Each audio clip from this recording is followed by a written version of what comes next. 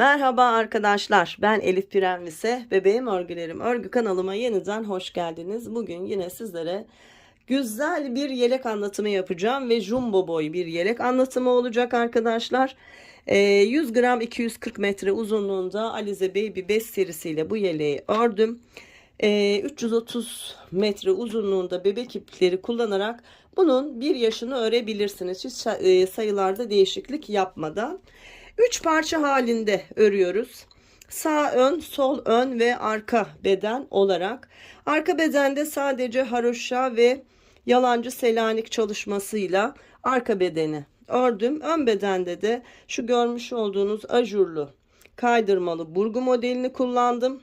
Haroşa örgümüz ve selanik, yalancı selanik çalışmamız var. Çok kolay bir model. Hiç örgü bilmeyen arkadaşlarım yine çok rahatça bu modeli örebilirsiniz. Jumbo bir model dedik. Artık bebeklerimiz biraz büyüdü. Büyük bebeklere de bir şeyler çalışalım. O yüzden bu da yine büyük çalışmalardan biri. Arkadaşlar tam 35 santim uzunluğumuz var.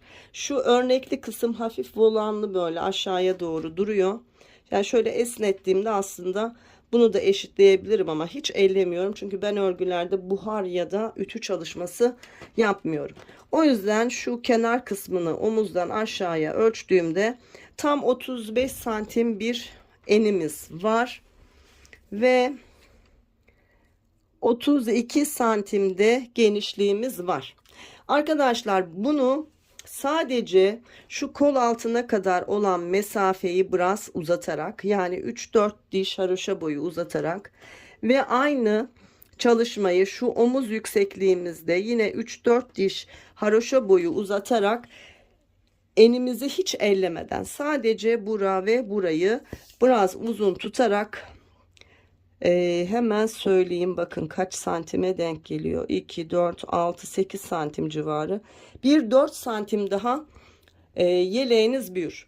Bu görmüş olduğunuz yelek rahat 3-4 yaşın giyebileceği büyüklükte olmuş oldu. Dediğim şekilde örerseniz 5-6 yaşa kadar kullanılabilecek bir çalışma olmuş olur arkadaşlar.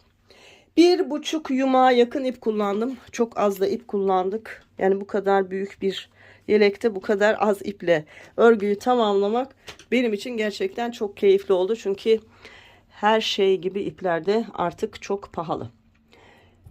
Evet, şayet modelimi beğendiyseniz beğeni butonunu tıklamayı, o güzel yorumlarınızı yapmayı ihmal etmeyin. Kanalıma abonelikler ücretsizdir, artık herkes biliyor. Gönül rahatlığıyla kanalıma abone olup bildirimleri de aktif hale getirdiğiniz takdirde bundan sonra anlatmış olduğum her modelim bildirim olarak size gelir ve hiçbir çalışmamı kaçırmadan benimle birlikte bu güzellikleri örebilirsiniz. Evet, şimdi bu güzelliği örmeye başlayalım.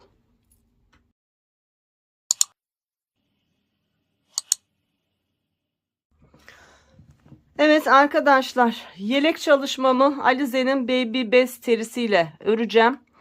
100 gram 240 metre uzunluğunda anti peeling özelliği olan güzel bir bebe ipi. Renk numaramız 40 arkadaşlar. Aynı renkte örmek isteyenler böyle açık güzel bir bebe mavisi.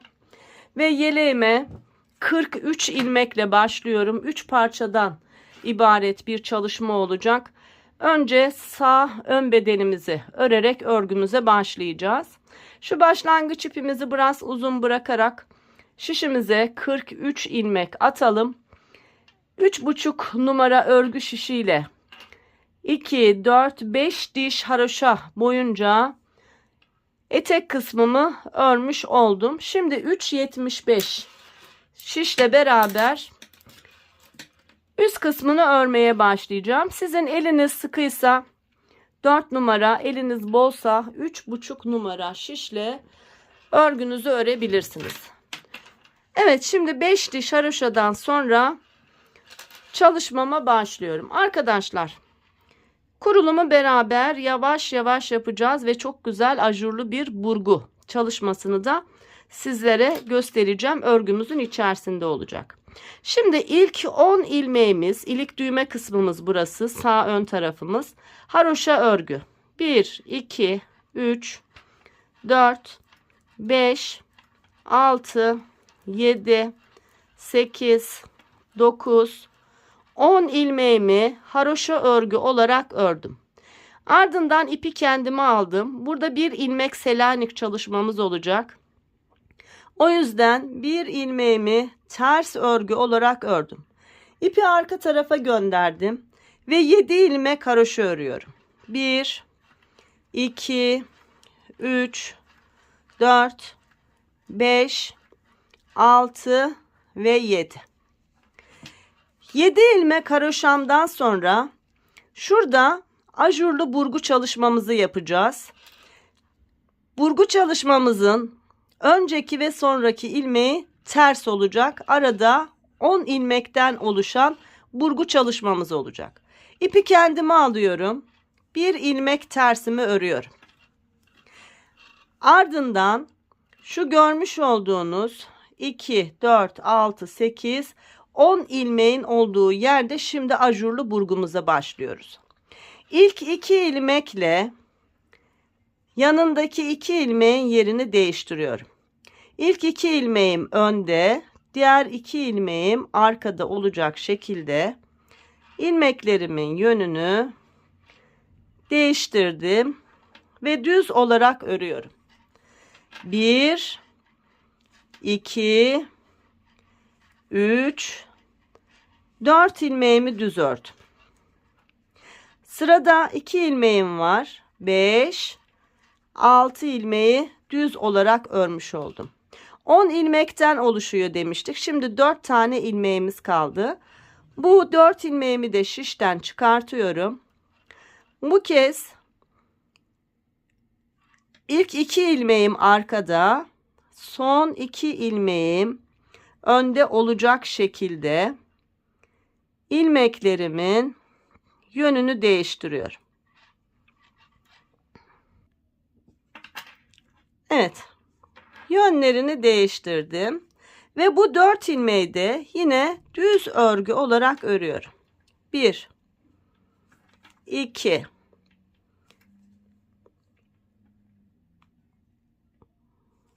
3 ve 4. Ajurlu burgu çalışmamın burada 10 ilmeğini örmüş oldum. Burgu çalışmam bitti. Bir ilmek ters örgü ördüm. Sıra sonunda 13 ilmeğimin kalmış olması lazım. Sayalım. 2, 4, 6, 8, 10, 12, 13. Bu 13 ilmeği de haroşa örgü olarak örüyorum ve sıramı tamamlıyorum.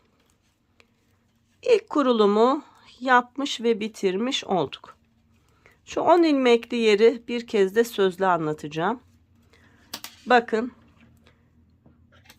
Haroşa örgümden sonra bir ters ilmeğimi ördüm. Sonra 2 ilmeğimin yerini değiştirdim. İlk 2 ilmeğimi önde olacak şekilde, sıradaki 2 ilmeğimi arka tarafta olacak şekilde yerlerini değiştirdim. Yani sağdan sola doğru yön değiştirdim, ördüm. Ardından arada 2 düz ilmeğim var. Onları da düz ördüm. 4 tane ilmeğim kalmıştı burgu kısmımda. Bu kez şu görmüş olduğunuz son 2 ilmekle onun öncesindeki 2 ilmeğin yerini değiştirdim. Ama son 2 ilmeğim önde kalacak şekilde. Ve bu 4 ilmeği de düz örgü ördüm. Ardından bir ters ve 13 ilmek haroşayla sıramı tamamladım. Şimdi örgümüzün arka tarafındayız. Başlayalım. 13 ilmek haroşamızı örelim. 1, 2, 3, 4, 5, 6, 7, 8, 9, 10, 11, 12, 13. Bakın burgulu çalışmamın olduğu yerdeyim. Bir ters ilmeğim vardı önde. Bu arka kısımda düz oldu. Bir düzümü ördüm. Ardından arka sırada 10 ilmeklik burgu ilmeklerimi hep ters örüyorum. 1, 2, 3, 4, 5, 6, 7, 8, 9, 10. Burgu çalışmam bitti. Yine önde bir ilmek tersim vardı. Bu arkada düz oldu. Bir ilmeğimi ördüm. Sonra 7 ilmek haroşa. 1, 2, 3, 4, 5, 6, 7 ilmek haroşamı ördüm. Bakın 10 ilmek haroşadan sonra bir Selanik ilmeğimiz vardı. Ters örmüştük ön tarafta. Şimdi bunu arka tarafta düz öreceğiz fakat Selanik çalışması olabilmesi için şu şişteki ilmeği değil, hemen altındaki ilmeğe batarak bunu düz olarak örüyorum. Şimdi düğme kısmımızın haroşaları 10 ilmek. 10 ilmeği haroşa örgü olarak örüp sıramı tamamlıyorum. 1-2 sıra sonra çok belirgin olacak. Şimdi tekrar ön taraftayız. Haroşa örgülerle 10 ilmeğimi örüyorum. 3, 4, 5, 6, 7, 8, 9, 10. Ardından Selanik için bir ilmek ters. Sonra 7 ilmek haroşa. 1, 2, 3, 4, 5, 6, 7 ilmek haroşamı ördüm. Burgu çalışmamın olduğu yere geldim. Önce bir ters ilmeğim var. Bu bir ters ilmeğimi ördüm. Şimdi 10 ilmek üzerine yine burgu çalışması yapacağız. Başlıyoruz. 1, 2, 3, 4, 4 ilmek düz ördükten sonra bakın bir önceki sırada kaydırdığımız 2 ilmeğimiz var ve sonrasında 2 ilmeğimiz daha var. Yine kaydıracağız. Hep bu şekilde soldan sağa doğru ilmekleri kaydıracağız. Öndeki ilmekler arka tarafta, arkadaki bu 2 ilmek önde olacak şekilde ilmeklerimin yerini değiştiriyorum. Bu ilk 2 ilmeği önde olanı düz olarak örüyorum. 1, 2. Arkada olan 2 ilmeğim var. Ajurlu burgu çalışacağımız için bu 2 ilmeği birlikte düz olarak örüp eksiltiyorum. Sonra bir dolama yapıyorum. Eksilttiğim ilmeği tekrar yerine koyabilmek için. Burgu çalışmamda 2 düz ilmeğim kalmış oluyor. Bu 2 düz ilmeğimi de düz olarak örüyorum. Burgu çalışmam bitti. Bir ters ve 13 ilmek haroşayla sıramı tamamlıyorum. Birkaç sıra hep bu şekilde anlatacağım arkadaşlar. Zaten biliyorsunuz benim videolarımın ilk başlangıç kısımları hep uzun olur. Detaylı anlatırım ama hiç şaşırmadan hepiniz örebilirsiniz. Evet, şimdi arka tarafta önce 13 ilmeğimizi haroşa örgü olarak örelim. 2, 4, 6, 7, 8, 9, 10, 11, 12, 13. Çok belirgin oldu artık. 13 ilmekten sonra bir ilmek düz ve 10 ilmek burgu ilmeklerim ters. 1, 2, bakın dolama yapmış olduğum ilmek 3. Gördünüz mü? Ajurumuz oluştu. Devam ediyorum. 4, 5, 6, 7, 8, 9, 10 ilmek ters. Burgu çalışmam bitti. Bir düz, 7 haroşa, 1, 2, 3, 4, 5, 6, 7 haroşayı ördüm. Selanik ilmeğim var. Ne yapıyorduk? Düz örüyoruz ama şişte olan ilmeği değil, bir altına batarak düz olarak örüyorum. Ve düğme kısmım 10 ilmek haroşa örgü olarak örüp sıramı tamamlıyorum. Evet. Bakın. Devam ediyoruz. Yine örgümüzün ön tarafındayız. 10 ilmeğimi düğme kısmımın 10 ilmeğini haroşa örgü olarak örüyorum. 9, 2, 4, 6, 8, 9, 10 ilmek haroşadan sonra bir ilmek Selanik ilmeğim var. İpi kendime alıp bu ilmeği ters örüyorum. Biraz sonra buranın derinliğini görebileceksiniz. Ardından 7 ilmek haroşa. 1, 2, 3, 4, 5, 6, 7. Burgu çalışmama geldim. Bir ters. Şimdi bakın arkadaşlar, önce görelim, ondan sonra yapalım. Bakın, en son taşıdığımız 2 ilmek burada. Yine taşıyacağız. Hep aynı şeyi yapacağız. Soldan sağa doğru taşıyacağız. Öndeki 2 ilmekte yerini değiştireceğiz. Ondan önce 2 düz ilmeğim var. 1, 2 düzümü ördüm. Şimdi yine yer değiştireceğiz. Taşıdığım ilmekler önde, yerini değiştirdiğim ilmekler arkada kalacak şekilde yerlerini değiştirdim. Öndeki 2 ilmeğimi düz örgü olarak ördüm. Arkadaki 2 ilmeğimi birlikte örerek bir ilmek eksilttim. Bir dolama yaptım. Eksilttiğim ilmeği yerine koydum. Ardından 4 ilmeğim kaldı. 1, 2, 3, 4 ilmeğimi düz olarak ördüm ve burgu çalışmam bitti. Bir ters 13 haroşayla sıramı tamamlıyorum.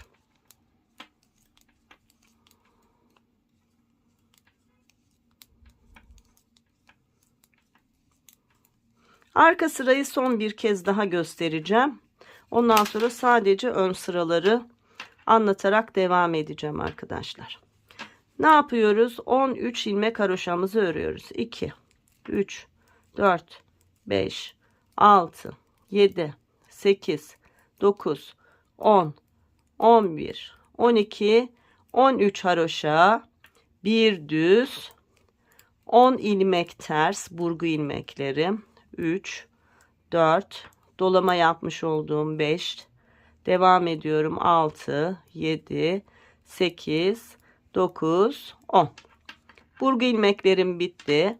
Sırada bir ters, bir düz, 7 ilmek haroşa. 1, 2, 3, 4, 5, 6, 7 ilmek haroşamı ördüm. Şimdi Selanik ilmeğim var. Şişten değil, bir altına batarak düz olarak ördüm. Sıra sonunda 10 ilmeğim var. Haroşa örgü olarak örüp sıramı tamamlıyorum. Arka sıra hep böyle arkadaşlar. Ön sırada da bakın, sadece şu örnek çalışmamızın olduğu yerde örmeye çalışıyoruz. Sonrasında bir ters 13 düz. Başlangıçta 10 haroşa, bir Selanik ilmeği, 7 haroşa, bir ters ve burgu çalışmamız. Bundan sonra burguyu göstereceğim. Yani ön sırayı göstereceğim. Hep arka sırayı tamamlayıp geleceğiz. Önce 10 ilmek haroşamızı örelim. 2, 4, 6, 8, 9, 10 ilmek haroşamı ördüm. Selanik için bir ilmek ters. Ardından 7 haroşa. 1, 2, 3, 4, 5, 6, 7 ilmek haroşamı ördüm. Bir ters ilmeğim var, onu da ördüm. Burgu çalışmamın olduğu yerdeyim. Bakın arkadaşlar, şimdi taşıdığım 2 ilmek burada. Sırada 2 ilmeğim var. Hemen yerlerini değiştiriyorum. Taşıdığım ilmekler ön tarafta, diğer ilmekler arkada kalacak şekilde ilmeklerimin yerini değiştiriyorum. Ve önde olan 2 ilmeği, 1, 2 ilmeği düz örüyorum. Arkada olan 2 ilmeği birlikte örerek kesme yapıyorum. Ne yapıyorduk? Kestikten sonra bir dolama yapıyoruz. Kestiğimiz ilmeği yerine koyuyoruz. Ardından 1, 2 ilmek örüyorum. Şimdi bizim örneğimizin birinci kurulumu bitmiş. İkinci kuruluma başlıyor olacağız. Bu çalışmayı yaptıktan sonra bakın arkada 4 tane ilmeğimiz kaldı sıra sonunda. Şimdi ikinci kuruluma başlamış oluyoruz bu sırayla. 4 ilmek kaldı. İlk 2 ilmekle diğer ilmeğin yönünü değiştiriyorum. Bu 2 ilmeği artık taşıyacağım. O yüzden bu ön tarafta olacak şekilde yerlerini değiştirdim. Ve 4 ilmeği düz olarak örüyorum. Burada ajur çalışması yok. İlk başladığımız sırada ajur çalışması yapmıyoruz. Sonraki sıralarda yapıyoruz ve şu görmüş olduğunuz delikli görüntüyü elde ediyoruz. Evet, burgu çalışmam bitti. Bir ters ve 13 haroşayla sıramı tamamlıyorum. Arka sırayı artık göstermiyorum. Arka sırayı örelim arkadaşlar. Ön sırayla yine devam edelim. Evet, arka sırayı ördüm ve bitirdim. Tekrar örgümüzün ön tarafındayız. Başlayalım. 10 ilmek haroşa. 1, 2, 3, 4, 5, 6, 7, 8, 9, 10. Selanik için bir ilmek ters ve tekrar 7 haroşa. 1, 2, 3, 4, 5, 6, 7 ilmek haroşamı ördüm. Sırada bir ters ilmeğim var. Ters ilmeğimi ördüm ve burgu çalışmamın olduğu yere geldim. Şu sırayı taşıdık ve bitirdik. Yeni kuruluma başladık. Şu 2 ilmeği artık taşıyacağız. O yüzden direkt düz örgülerle beraber ilmeklerimi örüyorum. 1, 2, 3, 4 ilmek düz ördüğümde bakın taşımış olduğum 2 ilmek ve onun yanında 2 ilmeğim daha var. Aynı şeyi yapıyorum. Taşıdığım ilmekler ön tarafta, diğer 2 ilmek arka tarafta olacak şekilde yönümü değiştirdim. Ön taraftaki 2 ilmeği düz olarak ördüm. Arka taraftaki 2 ilmeğin ikisini birlikte örerek bir kesim yaptım. Şişime ipimi dolayarak kestiğim ipi ilmeği yerine koydum. Ve ardından 2 ilmek düzüm var. 2 düzümü ördüm. Bakın bu ilmek sayımız hep 10 olarak kalıyor arkadaşlar. Bir tersten sonra 2, 4, 6, 8, 10. Bir kesip bir artırarak şu güzel görüntüyü elde etmiş oluyoruz. Evet, 10 taneden oluşan burgu çalışmam bitti. 10 ilmekten oluşan bir ters 13 ilmek haroşayla sıramı tamamlıyorum. Arka sırayı yine örüp bitirelim. Tekrar ön sırayla devam edelim.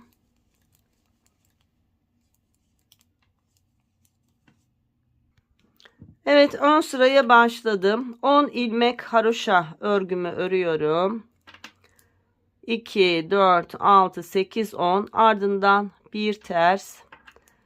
Tekrar 1, 2, 3, 4, 5, 6, 7 ilmek haroşa ve bir ters ördükten sonra tekrar burgu çalışmamın olduğu yerdeyim. Bakın taşıdığım 2 ilmek burada.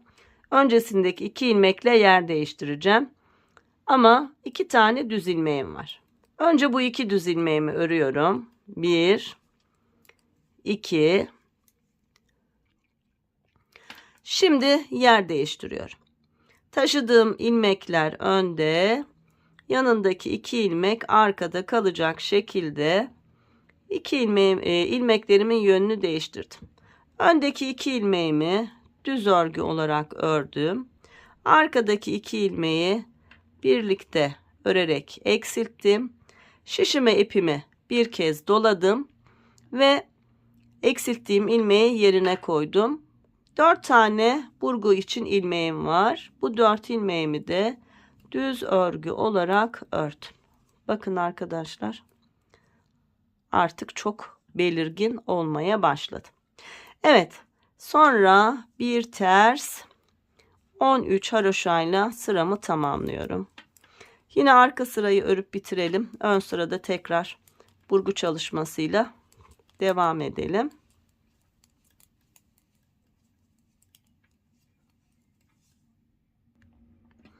Evet, arka sırayı ördüm, bitirdim. Tekrar ön sıradayım. 10 ilmek haroşamla örgüye başladım. 4, 5, 6, 7, 8, 9, 10. Selanik için bir ilmek ters ördüm ve tekrar 1, 2, 3, 4, 5, 6, 7 ilmek haroşamı ördüm. Bir ilmek ters ördüm ve bakın yine burgu çalışmamın olduğu yerdeyim. Taşımış olduğum 2 ilmek bu. Önünde 2 ilmek var. Şimdi bunların yerini değiştireceğiz. Taşıdığım 2 ilmek önde, diğer 2 ilmek arkada olacak şekilde yerini değiştim. Bu 2 ilmeği düz olarak ördüm. Arkada kalan 2 ilmeği birlikte düz olarak ördüm. Sonra şişime ipimi doladım. 1, 2 ilmek ördüm. Sıra sonunda 4 ilmek kaldı. Yeni kuruluma başlayacağız. Şurayı ne zaman sıfırlarsak arkadaşlar, şu taşıdığımız ilmekler başa geldiğinde o sırada yeni kuruluma başlıyoruz. Bakın 4 ilmek var. Şimdi aynı şeyi burada yapıyoruz. Taşıyacak olduğum 2 ilmek önde, yanındaki 2 ilmek arkada olacak şekilde yerlerini değiştirdim. Bu ilk kurulumda artış, kesme ve dolama yapmıyoruz. 4 ilmeğin yerini değiştirip düz örgü olarak örüyoruz. 1, 2, 3 ve 4. Bakın yeni kuruluma başladık. Model hep bu şekilde devam edecek arkadaşlar. Şimdi bir ters 13 haroşayla sıramı tamamlıyorum. Hep aynı şeyin tekrarı olacak şekilde öreceğiz ta ki kol altı ve yaka kesimlerimize kadar. Bakın 2 ilmeği taşıdık, bitirdik. Bitirdiğimiz sırada yeni kuruluma başladık. Yeni kurulumda taşıdık, bitirdik ve yeni kuruluma başladık. Hep aynı şeyin tekrarı. Eğer kafanız karıştıysa bundan bir önceki videomda bu görmüş olduğunuz ajurlu burgu örneğinin şöyle küçücük bir anlatımını yaptığım videom var. İsterseniz benim o anlattığım şekilde önce bir çalışın. Örneği kavrayın. O şekilde yeleğinize başlayın. Burada da çok detaylı anlattım. Bu anlatımımla beraber de anlayıp örmeye devam edebilirsiniz. Anlayamayan arkadaşlar da o videodan faydalanabilir. Evet arkadaşlar, bu şekilde kol altı ve yaka kesimine kadar örmeye devam edelim. Sonra kesimlerle birlikte yine beraber örgümüzü örelim. Arkadaşlar, örnek modelimi uygulayarak örmeye devam ettim. Artık yaka ve kol kesimi yapabiliriz. Şu burguları saydığımda 1, 2, 3, 4, 5, 6, 7, 8, 9, 10, 11, 12, tam 13 kez burgu çalışması yaptım. Bakın son 2 ilmeğimi buraya taşıyacağım. Yani örneğin son sırasındayım. Haroşa örgülerimi saydığımda 2, 4, 6, 8, 10, 12, 14, 16, 18, 20, 22, 24, 26, 28, 30, 32, 34, 36, 38, 40, 42, 44 diş haroşa boyunca örgümü ördüm. Şimdi önce şu yakadan bir kesim yapacağız. Sonra kol altından kesmeye devam edeceğiz. Örgümüzün düz tarafındayız. 5 ilmek keseceğiz ve 5 ilmek kalacak. 10 ilmeğimiz var ya burada haroşa örgü olarak. İlk ilmeğimi boş aldım. Sıradaki ilmeğimi düz ördüm. Arkadaki ilmeği üzerinden geçirdim 1. Sıradaki ilmeği ördüm. Arkadaki ilmeği üzerinden geçirdim 2. Sıradakini ördüm. Arkadaki ilmeği üzerinden geçirdim 3. sıradakini ördüm, arkadaki ilmeği üzerinden geçirdim 4 ve sıradakini ördüm, arkadaki ilmeği üzerinden geçirdim 5. Bakın 1 2 3 4 haroşa, sağ şişimde de bir haroşa, toplamda 5 ilmeğim kaldı. Şimdi 1 2 3 4 ilmek haroşa ördüğümde artık burası 5 ilmek haroşa olarak devam edecek. Şimdi devam edelim. Bir ters ilmeğimiz var. Ters ilmeğimi ters olarak örüyorum. Devam ediyorum. 1 2 3 4 5 6 7 ilmek haroşamı örüyorum. Burgu çalışmamın oraya geldim. Bir ilmek tersim var. Önce bunu ördüm. Şimdi şu 2 ilmekle bu 2 ilmeğin yerini değiştiriyorum.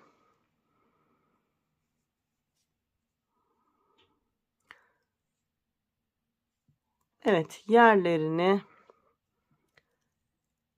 değiştirdim.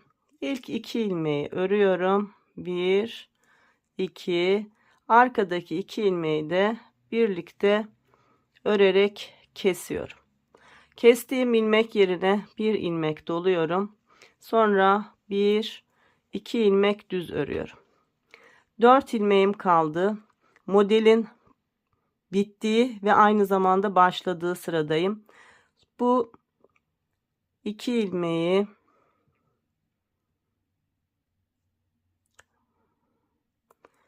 öndeki 2 ilmekle beraber yer değiştiriyorum.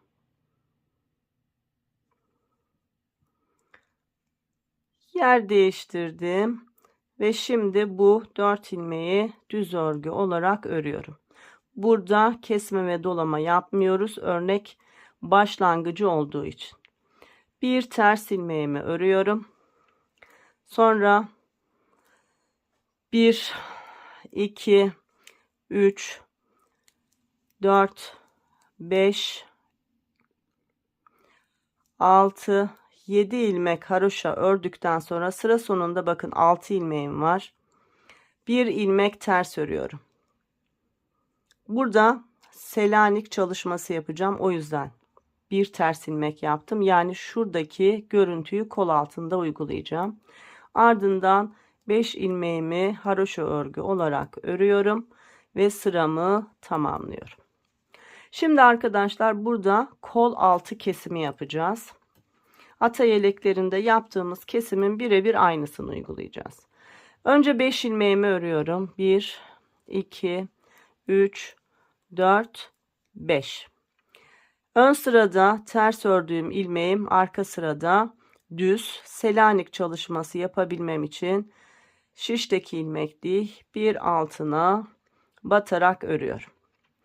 Ve sıradaki 2 ilmeği birlikte kesiyorum ve geri dönüyorum. Geri dönüşlü kesim uyguluyoruz arkadaşlar. Birkaç kez böyle keseceğiz. Geriye döndüm. İlmeği boşaldım. Bu Selanik çalışmamın ilmeği olduğu için ters olarak ördüm. Sıradaki 5 ilmeği haroşa örgü olarak ördüm ve sıramı tamamladım. Bir kez kol altında kestik. Şimdi ikinci kez keseceğiz. Yine 5 ilmeğimi haroşa örüyorum. 1 2 3 4 5. Selanik ilmeğim var. Şişteki ilmek değil. Bir altından batarak örüyorum. Sonra sıradaki 2 ilmeği birlikte örerek kol altının ikinci kesimini yapmış oluyorum. Geriye dönüyorum.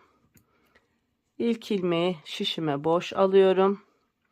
İkinci ilmeğim Selanik için ters. Ardından 1 2 3 4 5 ilmek haroşayla sıramı tamamlıyorum. Tekrar geri dönüyorum. Üçüncü kez keseceğiz. İlk 5 ilmeğimi haroşa örgü olarak örüyorum. 3 4 5. Selanik ilmeğim bir alttan batarak örüyorum. Ardından sıradaki 2 ilmeği birlikte örüyorum. Evet, geriye dönüyorum. Tekrar ilk ilmeği boş alıyorum. İkinci ilmeğim Selanik için ters. Ardından 1, 2, 3, 4, 5 ilmek haroşayla sıramı tamamlıyorum. Şimdi kaç ilmeğimiz kaldı? 1, 2, 3, 4 ilmeğimiz kaldı. Bu sırada artık geri dönmeden kesmelere devam ediyoruz. 1, 2, 3, 4, 5 ilmek haroşamı ördüm. Sıradaki ilmeğim Selanik için ördüğüm düz ilmek. Ardından sıradaki 2 ilmeği birlikte örüyorum ve devam ediyorum. 1, 2 ilmek haroşa, ardından bir düz, sonra 10 ilmeğimi ters olarak örüyorum. Örnek kısmımın olduğu yerdeyim.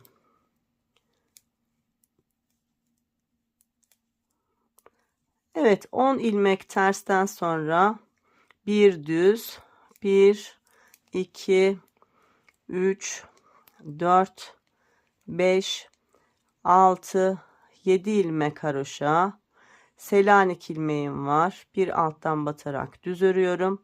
Ardından 1, 2, 3, 4, 5 ilmek haroşayla sıramı tamamlıyorum. Şimdi hem yaka kesimine hem de kol altı kesimine devam edeceğiz arkadaşlar. Önce ilk 5 ilmeğimi örüyorum. 1, 2, 3, 4, 5 ilmek haroşa, Selanik için bir ilmek ters örüyorum. Sıradaki 2 ilmeği birlikte örerek yakanın buradan bir kesim yapmış oluyorum. Devam ediyorum. 1, 2, 3, 4, 5 ilmek haroşa, bir ilmek ters ve model çalışmam. 1, 2, 3, 4 ilmek düz ördüğümde kaydırma yaptığım 2 ilmek burada. Onun öncesindeki 2 ilmekle beraber yerlerini değişiyorum.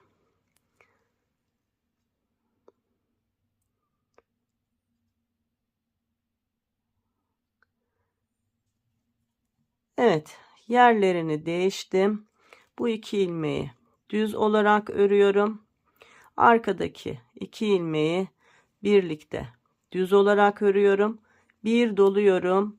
1, 2 ilmek düzden sonra bir ters, 1, 2, 3 ilmek haroşa, Selanik için bir ters ve 1, 2, 3, 4, 5 haroşayla sıramı tamamlıyorum. Bakın, geri dönüşlü kesimlerimiz bitti.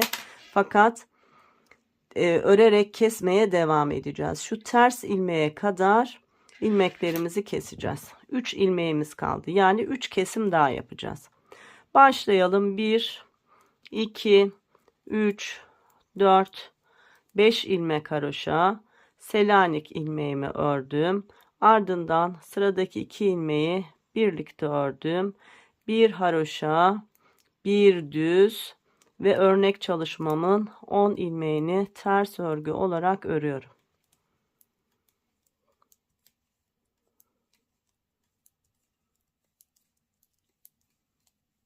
On tersten sonra bir düz, 1, 2, 3, 4, 5, 6 ilmek haroşa, Selanik ilmeğimi düz örüyorum.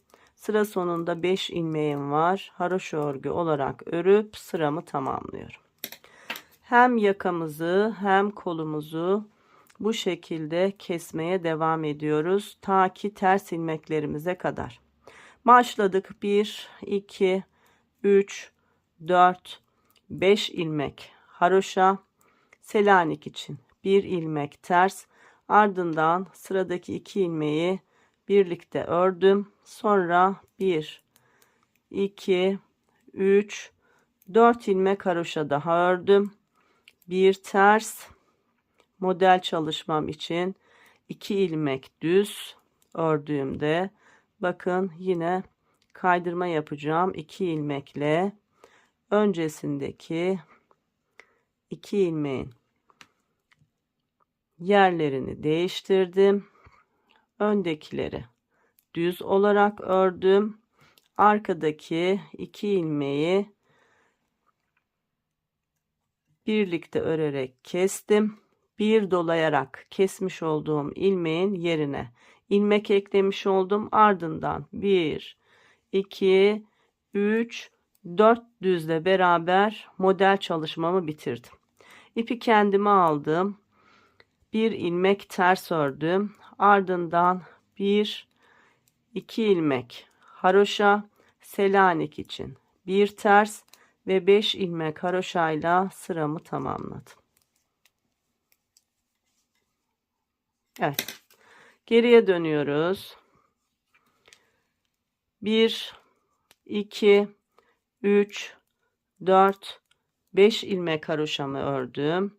Selanik ilmeğimi bir alttan batarak düz ördüm ve sıradaki 2 ilmeği birlikte örerek bir kesme daha yaptım. Ardından bir düz 10 ilmek ters.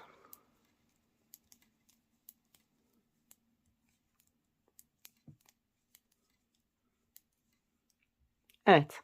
Sonra tekrar bir düz 1, 2, 3, 4, 5 ilmek haroşa, Selanik için bir düz ve 5 haroşayla sıramı tamamladım.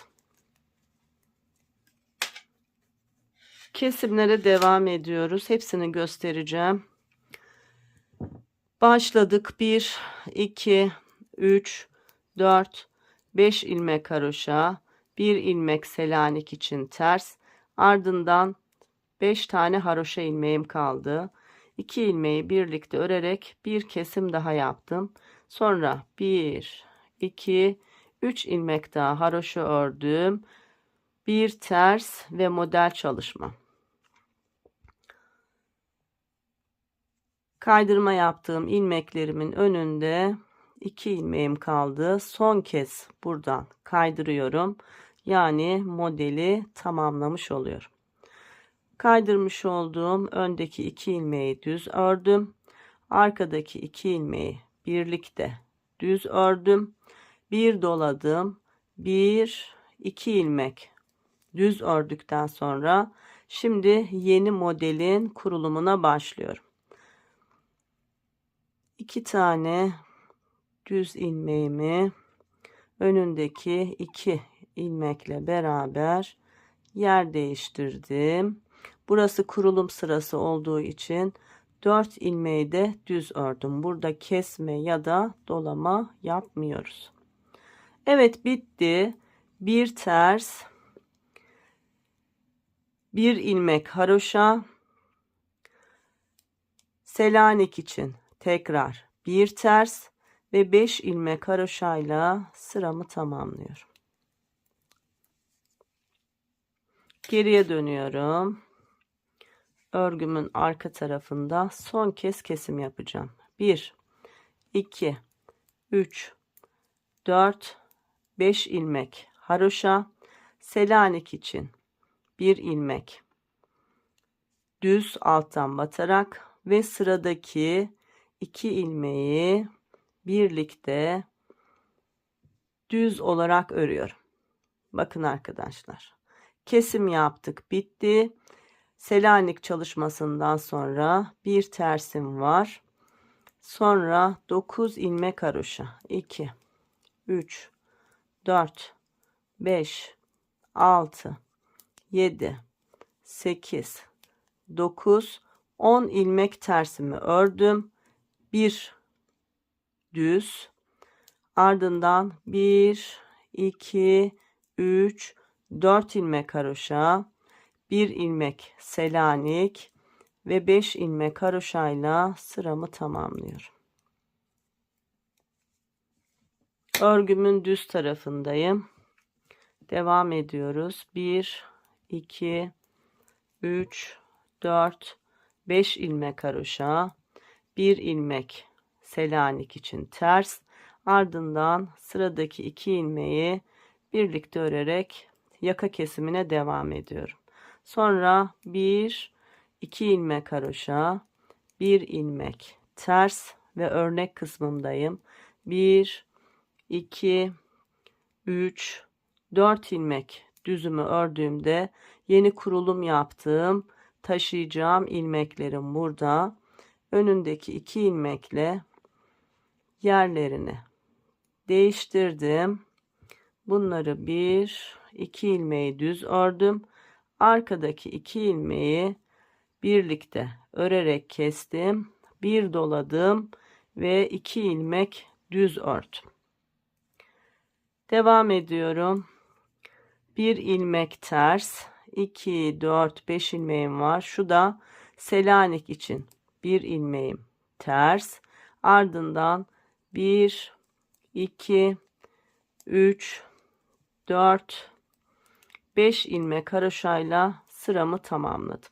Son kez kesim yapacağız ve bitireceğiz. Evet. 1, 2, 3, 4, 5 ilmek haroşadan sonra bakın arkadaşlar. Selanik çalışmamın ilmeği ve onun yanındaki ilmek.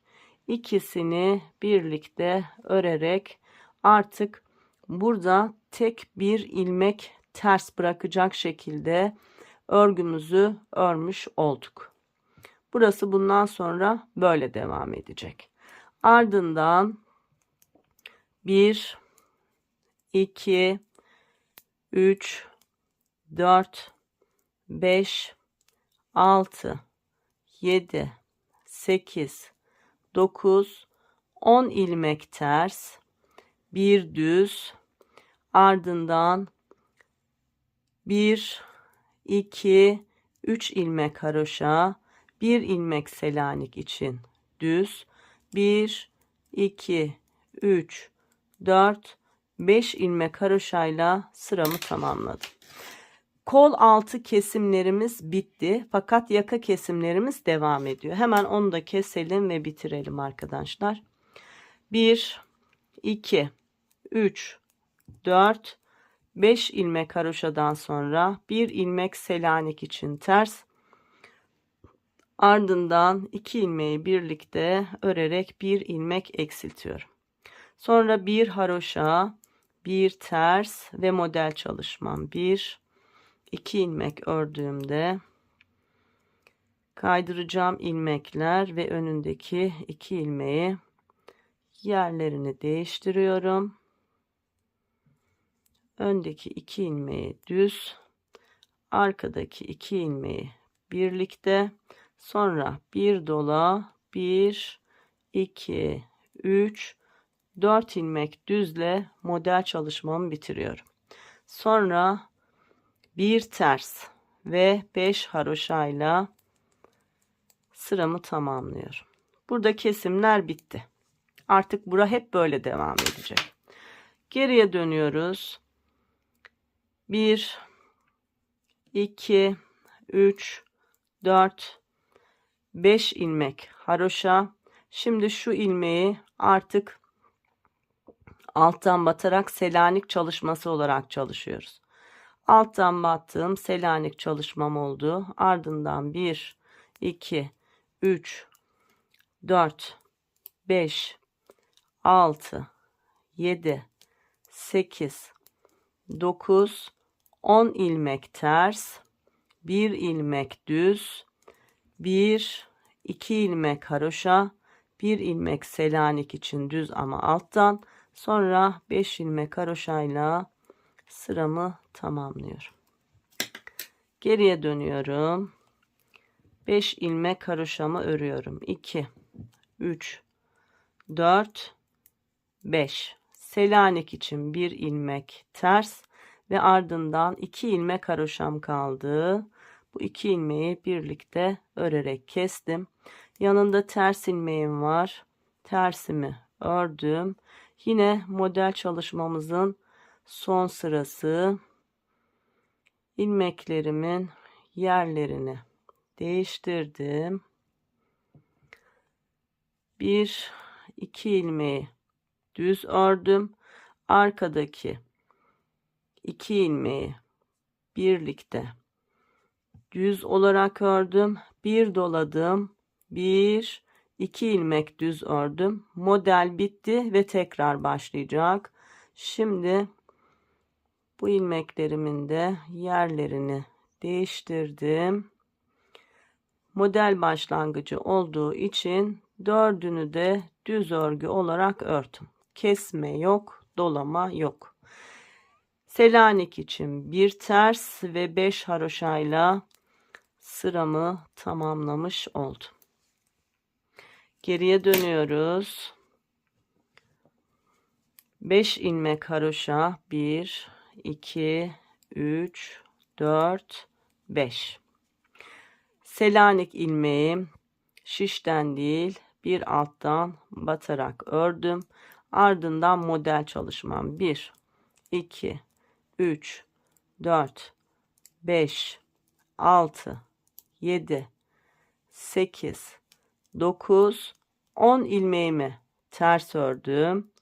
Ardından bir düz, bir haroşa ve Selanik çalışmamı düz öreceğim. Şişten değil, bir alttan batarak ördüm ve son 5 ilmeğim haroşa örgü. Sıramızı tamamladık. Evet, yaka kesimine devam ediyoruz. Yine 5 ilmek haroşa örüyoruz. 1 2 3 4 5. Selanik için bir ters, ardından sıradaki 2 ilmeği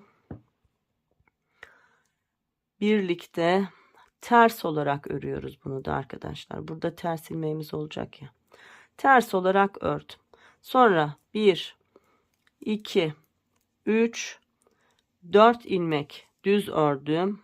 Tekrar model çalışmam var. İlmeklerimin yerlerini değiştirdim. İlk 2 ilmeği düz, arkadaki 2 ilmeği birlikte düz, ardından bir dola 1 2 ilmek düzle model çalışmamı bitirdim. Selanik için bir ters ve 5 haroşayla sıramı tamamladım. Arka sıradayız. 5 ilmek haroşamı örüyorum. 1 2 3 4 5. Selanik çalışmam var. Bir alttan batarak düz örüyorum. Burgu çalışmamın olduğu 10 ilmeğimi ters örgü olarak örüyorum.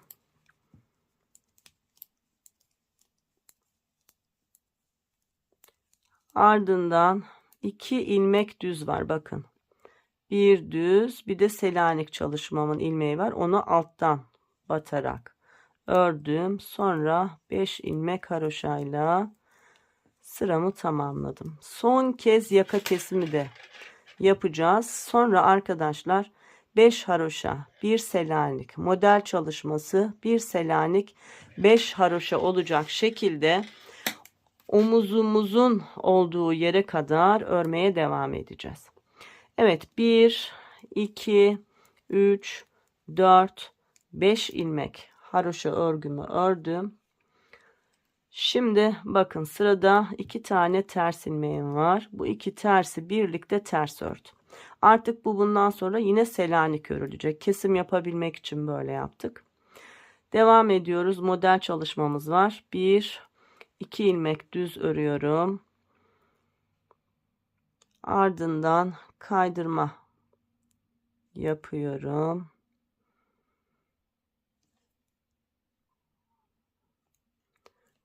Bu 2 ilmeği düz, arkadaki 2 ilmeği birlikte düz, ardından bir dola 1 2 3 4 düzle beraber modelimi bitiriyorum. Bir Selanik için ters ilmeğim ve 5 haroşa ilmekle sıramı tamamlıyorum. Kesimlerimiz hem kol altından hem yaka kısmımızdan bitti. Bundan sonra hep aynı şekilde istediğimiz omuz yüksekliğine ulaşana kadar örgümüzü örmeye devam edeceğiz. Nasıl öreceğiz? Arkada 5 ilmek haroşa, Selanik için alttan batarak bir düz, ardından 10 ilmek ters, model çalışmamın olduğu yer, 9 10 ilmek ters, ardından sıradaki ilmeğim var. Bu ilmeği düz olarak örüyorum çünkü iki ilmeği birden kestik ya, böyle batarsak bozulur. Bir düz, 1 2 3 4 5 haroşayla sıramı tamamlıyorum. Bir dahaki arka sırada yine bir alt ilmeğe batarak öreceğiz bunu arkadaşlar. Evet, bundan sonra şimdi hep ne öreceğiz onu gösteriyorum. 1 2 3 4 5 haroşa, Selanik için bir ters, ardından model çalışmam. Model çalışmam yine bu sırada bitiyor ve yenisi başlıyor. İlmeklerimin yönlerini değiştirdim. 1 2 ilmek düz, sonra arkadaki 2 ilmeği birlikte düz, bir dola, 1 2 ilmek düz. Model çalışmam burada bitti. Şimdi burada başlıyor. Yine 2 ilmeğin yerlerini değiştirerek yeni kuruluma başlıyoruz. Bu 4 ilmeği düz örgü olarak örüyorum. 1 2 3 4. Ardından Selanik çalışmam için bir ters ve 5 haroşayla sıramı tamamlıyorum. Son kez arka sırayı göstereceğim. Yani 5 haroşa, Selanik, model çalışmamın 10 ilmeği, tekrar Selanik ve tekrar 5 haroşa ile beraber örmeye devam edeceğiz. 1 2 3 4 5 haroşa, 1 Selanik, ardından 10 ilmek ters.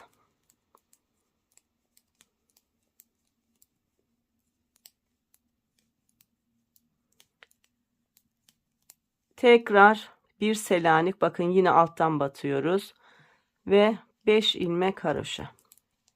Bundan sonra hep bu şekilde çalışacağız. İstediğimiz omuz yüksekliğine ulaşana kadar. Bakın kol altı kesimimiz de yaka kesimimiz de çok düzgün oldu. Ve şişimizde 2, 4, 6, 8, 10, 12, 14, 16, 18, 20, 22, tekrar sayayım. 2, 4, 6, 8, 10, 12, 14, 16, 18, 20, 22. Tam 22 ilmeğimiz kaldı. 22 ilmeğimizi 5 haroşa, 1 Selanik, model çalışması, 1 Selanik, 5 haroşa olarak örmeye devam edelim arkadaşlar.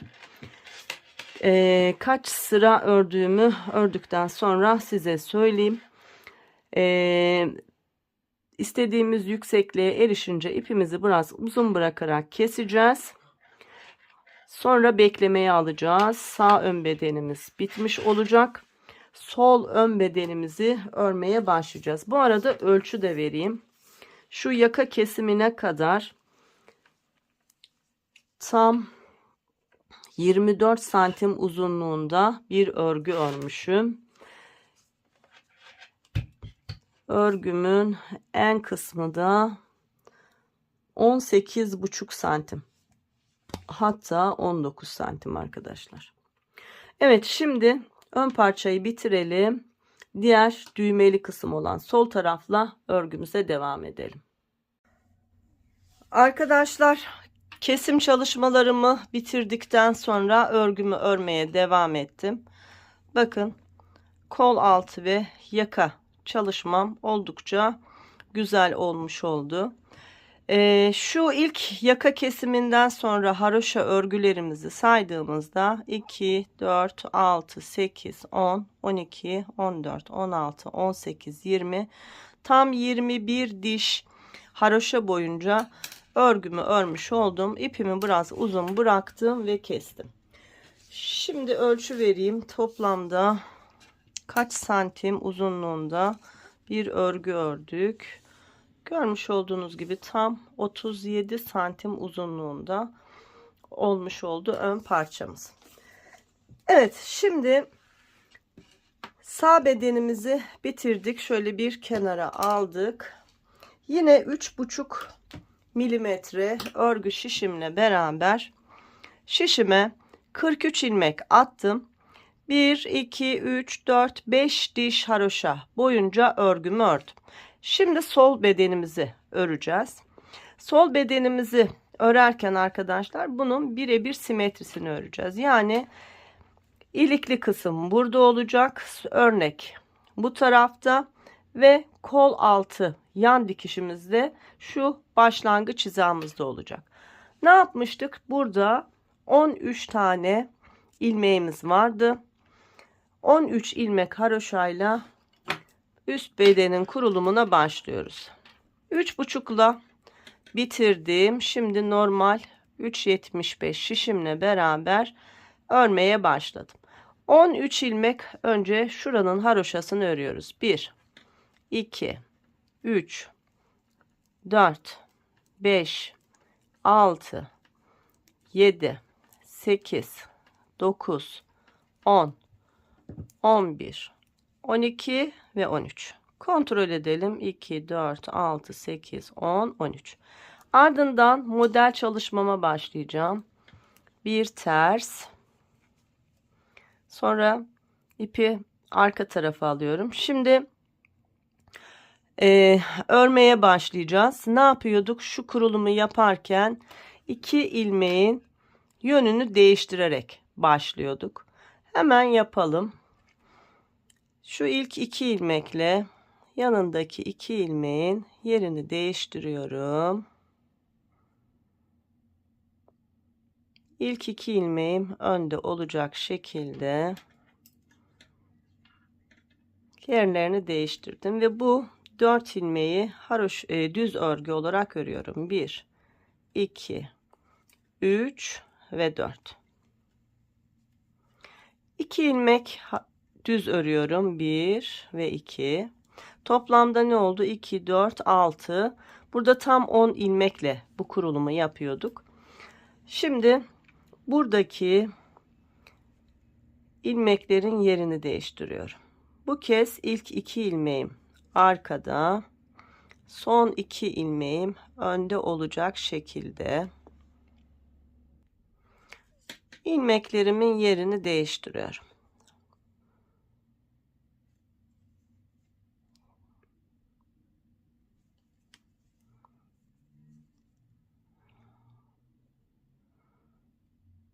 Biraz ilmekler küçük kaldı. Önce onları bir düzelteyim. Evet. Bu kez son 2 ilmek önde, ilk 2 ilmek arkada olacak şekilde ilmeklerimin yerini değiştirdim ve bu 4 ilmeği de düz örgü olarak örüyorum. 1, 2, 3 ve 4. Model kurulumunu yaptık. Şimdi bir ters ve 7 ilmek haroşamız var. Bir tersimi ördüm. 1, 2, 3, 4, 5, 6, 7 ilmek haroşamı ördüm. Sıra sonunda 2, 4, 6, 8, 10, 11 ilmeğim kaldı. Bir ilmeğim Selanik çalışmam. O yüzden bunu ters olarak örüyorum. Ardından 10 ilmeği haroşa öreceğim. Fakat burası ilik düğmeli olan kısım arkadaşlar. Bir ilik çalışması yapacağım.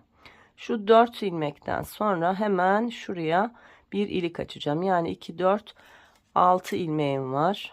Haroşaya başladım. 1, 2, 3, 4.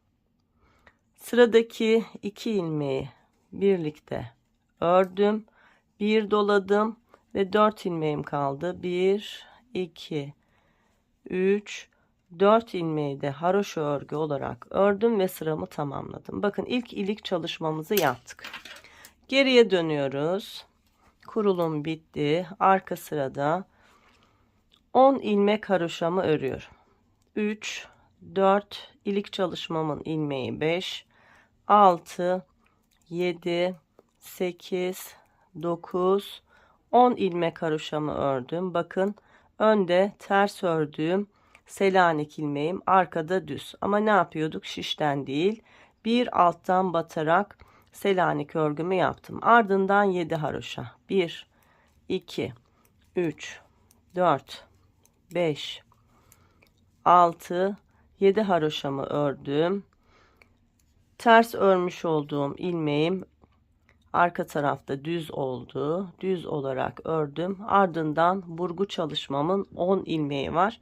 Bu 10 ilmeği de ters örüyorum. 1, 2, 3, 4, 5, 6, 7, 8, 9, 10 ilmek ters ördüm. Bir düz ve 13 haroşayla sıramı tamamlıyorum.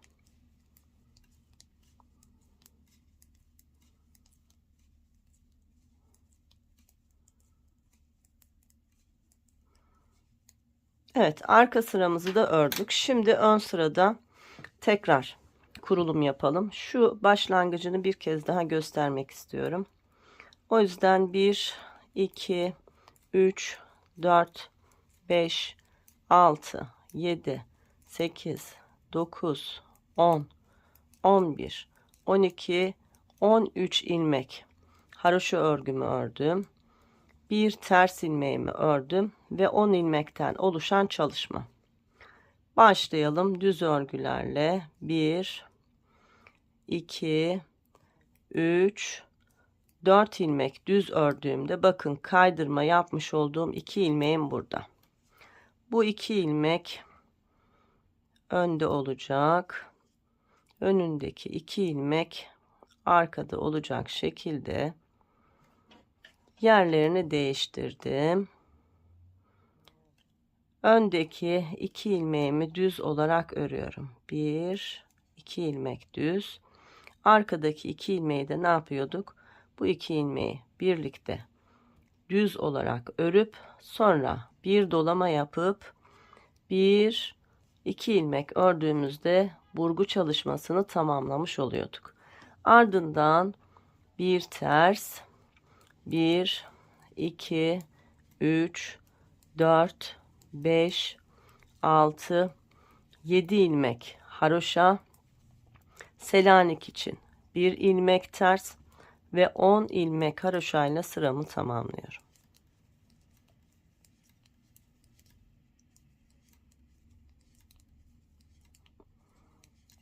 Evet, yine ön sıramızı bitirdik. Arka sıradayız. 10 ilmek haroşa, 2, 3, 4, 5, 6, 7, 8, 9, 10. Selanik ilmeğim var. Şişten değil, bir alttan batarak düz ördüm. Ardından 7 haroşa. 1, 2, 3, 4, 5, 6, 7 haroşamı ördüm. Bir düz, 10 ilmek ters. 2, 3, 4, 5, 6, 7, 8, 9, 10 ters, bir düz ve 2, 4, 6, 8, 10, 13 ilmek haroşayla sıramı tamamlıyorum.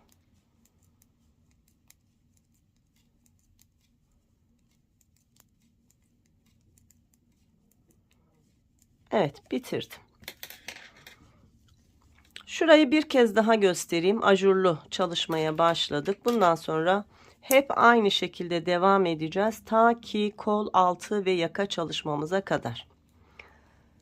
Evet, 13 ilmek haroşa ile beraber örgüme başladım.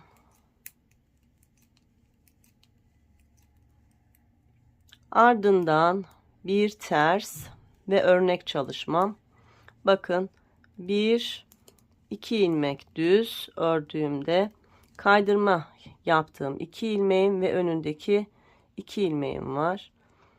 Kaydırma yaptığım ilmekler önde, yanındaki ilmekler arkada olacak şekilde yerlerini değiştirdim. Öndeki 2 ilmeği düz ördüm. Arkadaki 2 ilmeğin ikisini birlikte ördüm. Bir doladım. 1, 2, 3, 4 düz ilmekle beraber model çalışmamı bitirdim. Ardından bir ters, 1, 2, 3, 4, 5, 6, 7 ilmek haroşa, Selanik için bir ters ve 10 ilmek haroşayla sıramı tamamladım. Evet arkadaşlar, aynı şekilde öreceğiz. Kol altı ve yaka kesiminin olduğu yere kadar. Bakın ilk düğmemizi de, ilik yerimizi de açmış olduk. Bu şekilde kocaman da bir yelek olacak arkadaşlar. Bu şekilde örmeye devam edelim. Ta ki şu yaka ve kol altı kesimine kadar. Evet, örelim ve yine yaka kesimleriyle birlikte devam edelim. Arkadaşlar, sağ tarafımı da ördüm. Tam yaka kesiminin olduğu yere geldim. 12 diş haroşa arayla tam 4 tane ilik açmış oldum. Böyle lacivert deri görünümlü 4 adet düğme diktim. Şimdi sağ tarafımızın yaka ve kol kesimini de yapalım. Ön bedenlerimiz bitmiş olsun. Arka bedeni de örüp yeleğimizi tamamlayıp bitirelim arkadaşlar. Çok da güzel oldu. Büyük de bir çalışma oldu. Özellikle düğmeleri dikip bir baktım. Şöyle kocaman bir çalışma oldu. Şimdi 12 diş arayla bakın 2, 4, 6, 8, 10, 12 diş ördüm. Bir ilik açtım. 2, 4, 6, 8, 10, 12 diş ördüm. Bir ilik açtım. Tekrar 12 diş ördüm. Bir ilik açtıktan sonra 2 diş haroşa boyunca ördüm. Ne yapmıştık? 45 diş haroşa boyunca örüp kesmiştik. Şimdi buraya kadar 44 diş haroşa oldu. Örgümün arka tarafında hem 45. diş haroşamı öreceğim hem de yaka kesimine başlayacağım. Başlayalım. İlk ilmeği şişime aldım. İkinci ilmeğimi haroşa örgü ördüm. Arkadaki ilmeği üzerinden geçirdim. Bir kez kestim. Sıradaki ilmeği haroşa örgü ördüm. Arkadaki ilmeği üzerinden geçirdim 2. Sıradaki ilmeği bir kez ördüm. Arkadaki ilmeği üzerinden geçirdim 3. Sıradaki ilmeği ördüm. Arkadaki ilmeği üzerinden geçirdim 4. Son olarak sıradaki ilmeği ördüm. Arkadaki ilmeği üzerinden geçirdim. Tam 5 ilmek kesmiş oldum. 10 tane haroşa örgüm vardı. İlmeğim vardı. Bakın 4 burada, bir şişimde 5 tane haroşa ilmeğim kalmış oldu. Bu haroşa ilmeklerimi ördükten sonra sırada Selanik ilmeğim var. Bir alttan batarak ördüm ve devam ediyorum. Şimdi sıramızı tamamlayalım. Koltuk altına gelelim. Yakayı kestik. Koltuk altı kesimiyle devam edelim.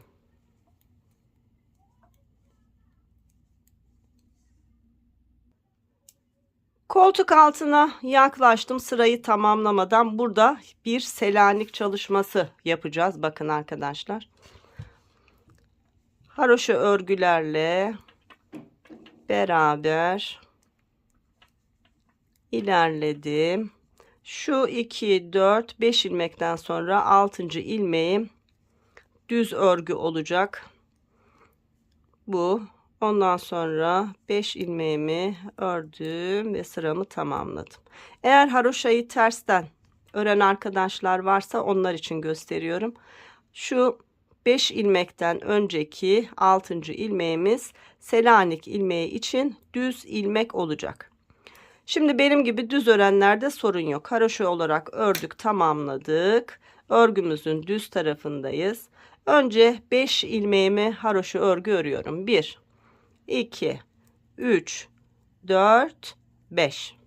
Selanik çalışması yapabilmem için ipi kendime aldım. 6. ilmeğimi ters olarak ördüm. Ardından kol altı kesimi yapıyorum. Sıradaki 2 ilmeği birlikte ördüm. Bir kesim yaptım. Geriye dönüyoruz. İlk ilmeği boş aldım. Bakın düz örmüş olduğumuz arkada düz, önde ters olan Selanik ilmeğim. Şişten değil, bir alttan batarak ördüm. Sonra 5 ilmek haroşayla sıramı tamamladım. Bir kez kestik. Şimdi ikinci kez kesiyoruz. Yine ilk 5 ilmeğimi haroşa örgü olarak örüyorum. 1, 2, 3, 4, 5. Selanik ilmeği için ipi kendime aldım. Bir ilmek ters ördüm. Ardından sıradaki 2 ilmeği birlikte örerek kol altında ikinci kesimi yaptım. Geriye dönüyorum. İlk ilmeği boş aldım. İkinci ilmeğim Selanik ilmeği, şişten değil, bir alttan batarak ördüm.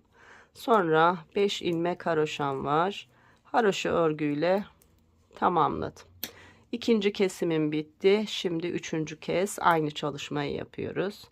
1, 2, 3, 4, 5 ilmek haroşamı ördüm. Selanik için bir ters ördüm ve sıradaki 2 ilmeği birlikte örerek kestim. Geriye dönüyorum. Ardından ilk ilmeği boşaldım. Selanik ilmeğimi bir alttan batarak düz, son 5 ilmeğimi de haroşa örgü olarak ördüm ve bitirdim. Üçüncü kez kestik. Artık kesimlerimize devam edeceğiz fakat dönmeden.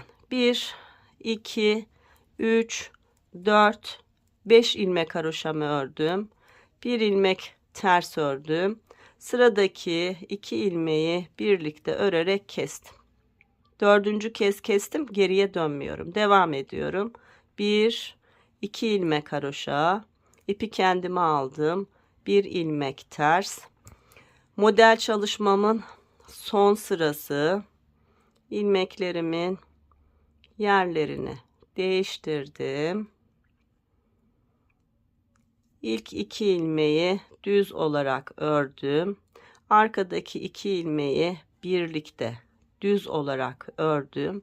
Bir dola, 1, 2 ilmek düz ördüğümde şimdi modelin tekrar başlangıç sırasını yapabilmem için yine son 4 düz ilmeğimin yönlerini değiştirdim. Kurulumu yaptım ve 4 ilmeğimi düz örgü olarak ördüm.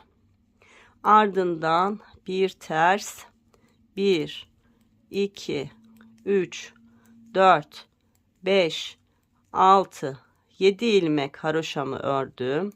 Selanik ilmeğim için bir ters ve 5 ilmek haroşayla sıramı tamamladım.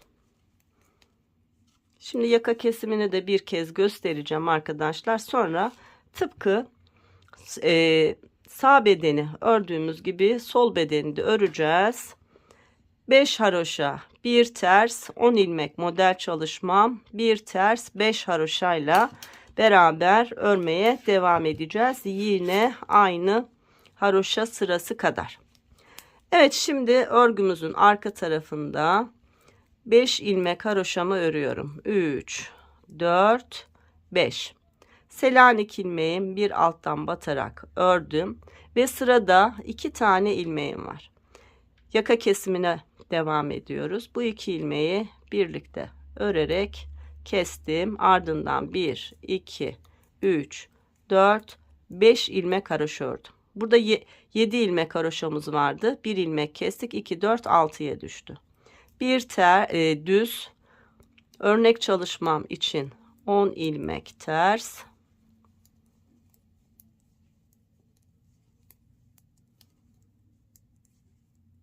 tekrar 1 ilmek düz, 1, 2, 3 ilmek haroşa, 1 ilmek Selanik için düz ve 5 ilmek haroşayla sıramı tamamladım.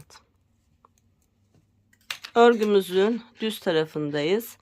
Hem önden yaka kısmından hem kol altı kısmından kesmiş olduk. Şimdi tekrar keselim. Bu sırayı da göstereyim. 1, 2, 3, 4, 5 ilmek haroşa, Selanik için 1 ilmek ters, ardından sıradaki 2 ilmeği birlikte örerek kestim. 1 haroşa, 1 ters ve model çalışmam 1, 2, 3, 4 ilmek düz. Sıradaki 4 ilmeğin yerlerini değiştiriyorum. İlk ikisini düz ördüm. Arkada kalan ikisini birlikte ördüm. Bir dola, bir, iki düzle model çalışmamı bitirdim. Bir ters, 1, 2, 3, 4 haroşa, sıradaki 2 ilmeği birlikte örerek kestim. Ardından bir ters Selanik için, sonra 1, 2, 3, 4, 5 ilmek haroşayla sıramı tamamladım. Bakın arkadaşlar.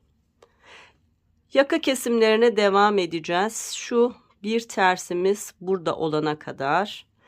Aynı şekilde burada da kesmeye devam edeceğiz. Bir ters, bir haroşa örnek çalışması, bir ters, 5 haroşa olana kadar. Yani aynı kesimi yapacağız ve örüp bitireceğiz. Şimdi sol bedeni de bu şekilde örelim, bitirelim. Sonra arka bedenle beraber devam edelim. Arkadaşlar, diğer sol bedenimin ön tarafını da aynı şekilde yaka ve kol kesimlerini yaparak bitirdim. Ardından 22 ilmekten oluşan örgümü omuz hizama kadar ördüm. Birbirinin simetrisi iki ön bedeni tamamlamış oldum. Şöyle düğmeler diktim. 4 tane düğmemiz var ve ön bedenimiz bitmiş oldu. Şimdi arka bedeni öreceğiz. Şu öndeki örneklerimiz modeli biraz toparlıyor. Aynı zamanda da şu ilik düğme kısmında 10 ilmekten oluşan bir örgümüz var.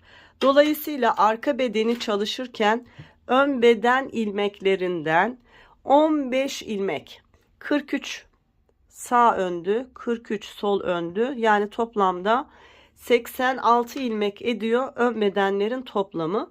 Arka bedeni tam 15 ilmek eksik yapıyorum. Yani 71 ilmekle örgüme başlıyorum. Bakın 71 ilmekle beraber arka bedenim oldukça uyumlu oldu. Yine 3,5 numara örgü şişimle örgüye başladım. 71 ilmekle 2, 4, 5 diş haroşa boyunca örgümü ördüm. Şimdi üst kısımda kullanmış olduğum 3,75 şişimle beraber örgüye devam edeceğim. Fakat arkası dümdüz haroşa olsun istemediğim için şu görmüş olduğunuz Selanik çalışmasını arka bedende uygulayacağım. Düzgün aralıklarla çalışacağız.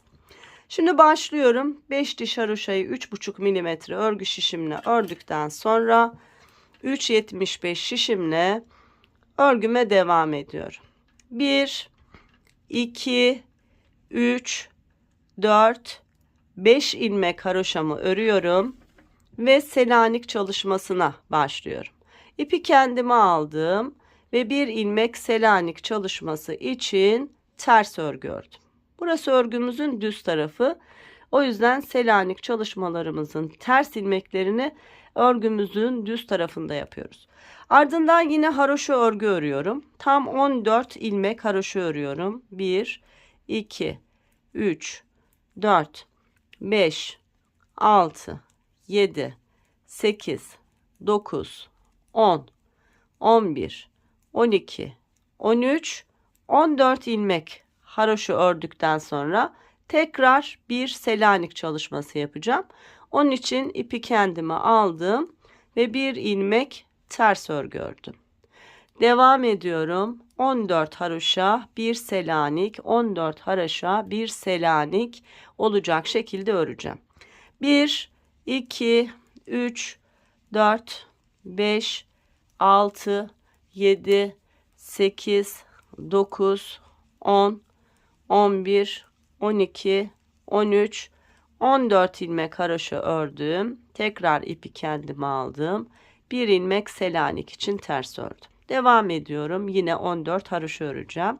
1, 2, 3, 4, 5, 6, 7, 8, 9, 10, 11, 12, 13, 14 ilmek haroşayı ördükten sonra tekrar selanik çalışması için 1 ilmek ters örgü örüyorum. Tekrar 14 haroşa. 1, 2, 3, 4, 5, 6, 7, 8, 9, 10, 11, 12, 13, 14 ilmek haroşamı ördüm. Son kez selanik çalışması yapacağım. İpi kendime alıyorum. 1 ilmek ters ördüğümde bakın sıra sonunda 5 ilmeğim kalıyor. Bu 5 ilmeğimi de haroşa örgü olarak ördüm ve sıramı tamamladım. 3,5 numara şişim boşa çıktı. Şimdi örgümüzün arka tarafındayız. Ne yapmış olduk? İlk 5 ilmekten sonra ve son 5 ilmekten önce selanik çalışması yaptık. Aradaki ilmeklerimize de 14 haroşa 1 selanik olarak selanikleri yerleştirmiş olduk. Şimdi arka sırayı da örelim. Sonra hep böyle devam edeceğiz. Ta ki kol altı kesimine kadar. 1, 2, 3, 4, 5 ilmek haroşa ördüm. Bakın ön tarafta selanik için ters ördüğüm ilmek arkada düz. Ne yapıyorduk? Şişteki ilmeğe değil, bir alta batarak düz örüyoruz. Ardından 14 haroşa 2, 3, 4, 5, 6, 7, 8, 9, 10, 11, 12, 13, 14 haroşadan sonra yine selanik ilmeğim var. Şişten değil, bir alttan batarak örüyorum. Yine 14 haroşa 1 selanik, 14 haroşa 1 selanik olacak şekilde örelim. Evet, 14 haroşa 1 selanik ilmeği olacak şekilde ördüm. En son 14 haroşadan sonra selanik çalışmam şişten değil, bir alttan batarak düz ördüm. Ve son 5 ilmeğim haroşa örgü olarak örüp arka sıramı da tamamlamış oldum. Bakın arkadaşlar. 1, 2, 3, 4, tam 5 tane selanik çalışması arka bedenimizde olmuş oluyor. Şimdi hep bu şekilde örmeye devam edelim. Ta ki kol altı kesimimizin olduğu yere kadar, sonra kol altı kesimiyle birlikte devam edelim. Arkadaşlar, arka bedeni haroşa ve selanik çalışmasıyla tıpkı ön bedenin kol altındaki sıra sayısı kadar, yani 44 sıra ördüm. Artık sağ ve sol kol altımızda tıpkı ön bedenlerde yaptığımız gibi bir kesim çalışması uygulayacağız. Bu arada ilk yumağım bitti ve ikinci yumakla örgümü örmeye devam ediyorum. Şimdi 44 diş haroşa sıram bitmiş oldu ve örgümün ön tarafında kol altı kesimine başlıyorum. Şöyle yapıyoruz. İlk 5 ilmeğimizi haroşa örgü olarak örüyoruz. 2, 3, 4, 5. Ardından selanik için bir ilmeğim var. Bu ilmeğimi ters olarak örüyorum ve ilk kesimimi yapıyorum. Sıradaki 2 ilmeği birlikte haroşa örgü olarak örüyorum. Bir kez kestim. Geri dönüyoruz. Tıpkı ön bedende yaptığımız gibi geri dönüşlerle 3 kez keseceğiz. Sonra düz kesime devam edeceğiz. Geri döndüm. İlk ilmeğimi şişime boş aldım. Sıradaki ilmeğim Selanik. Şişteki değil, alttaki ilmeğe batarak düz örgü ördüm. Ve 1, 2, 3, 4, 5 ilmek haroşayla sıramı tamamladım. Şimdi örgümüzün ön tarafındayız ve ikinci kez kesim çalışması yapacağız. Hep aynı şeylerin tekrar. Önce 5 ilmeğimi haroşa örgü olarak örüyorum. 3, 4, 5. Ardından Selanik için bir ilmek ters örüyorum. Sonra sıradaki 2 ilmeği birlikte haroşa örgü olarak örüyorum. İkinci kez kestim. Geriye dönüyorum. İlk ilmeğimi şişime boşaldım. İkinci ilmeğim Selanik. Sonra 5 ilmek haroşayla sıramı tamamlıyorum. Tekrar örgümün düz tarafındayım ve üçüncü kesimimi yapacağım. İlk 5 ilmeğim yine haroşa örgü. 4, 5, 1 ilmek Selanik için ters ve ardından sıradaki 2 ilmeği birlikte örerek üçüncü kez kestim. Geriye döndüm. İlk ilmek boş, ikinci ilmek Selanik, son 5 ilmek haroşa örgü. 3 kez dönerek kesmiş olduk. Şimdi dördüncü kez kesim yapacağız. Geriye dönmeyeceğiz ve devam edeceğiz. Yine 5 ilmeğimizi haroşa örgü olarak örelim. 2, 3, 4, 5, 1 ilmek Selanik için ters. Ardından sıradaki 2 ilmeği birlikte ördüm. Dördüncü kez kestim. Ve devam ediyorum. Sıra sonuna kadar Selanik ve haroşa örgülerle, bakın Selanik örgümün olduğu yer ters ördüm. Sonra 14 haroşa 1 Selanik olarak örgümüzü örüp sıramızı tamamlayalım. Evet, 14 haroşa 1 Selanik, 14 haroşa 1 Selanik örerek geldim. Son olarak 14 haroşadan sonra 1 Selanik ve 5 haroşa ile sıramı tamamladım. Şimdi örgümüzün arka tarafından diğer kol altımızı kesmeye başlayacağız. Başlayalım hemen.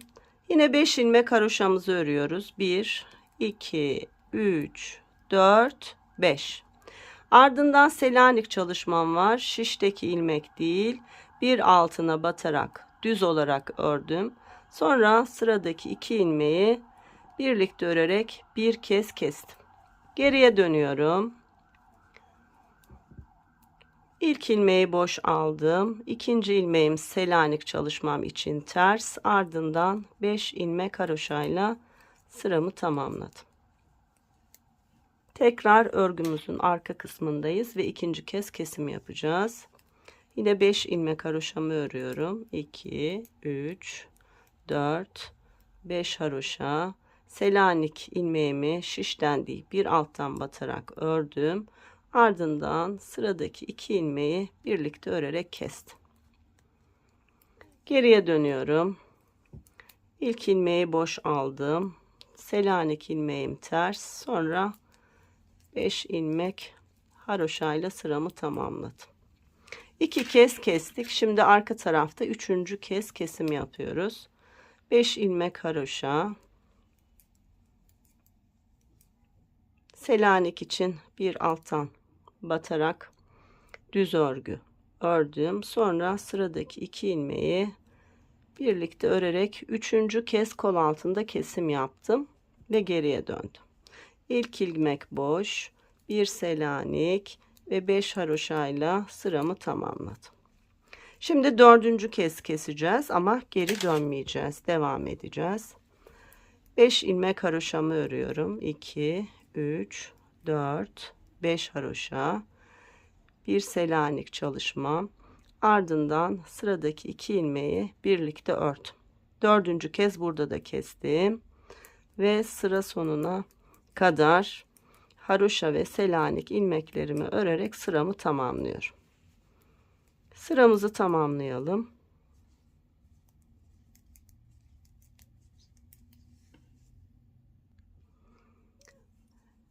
Evet, haroşa ve Selanik çalışmamla arka sırayı ördüm ve bitirdim. Şimdi örgümüzün düz tarafındayız. 5. kez kesim yapacağız. Yine değişen bir şey yok. Aynı şeyleri tekrar edeceğiz. 5 ilmek haroşamı örüyorum. 3, 4, 5 Selanik için. 1 ilmek ters, ardından sıradaki 2 ilmeği birlikte örerek 5. kez kestim. Yine sıra sonuna kadar haroşa ve Selanik çalışmamızı uygulayalım. Arka sırada diğer tarafın 5. kez kesimini yapalım.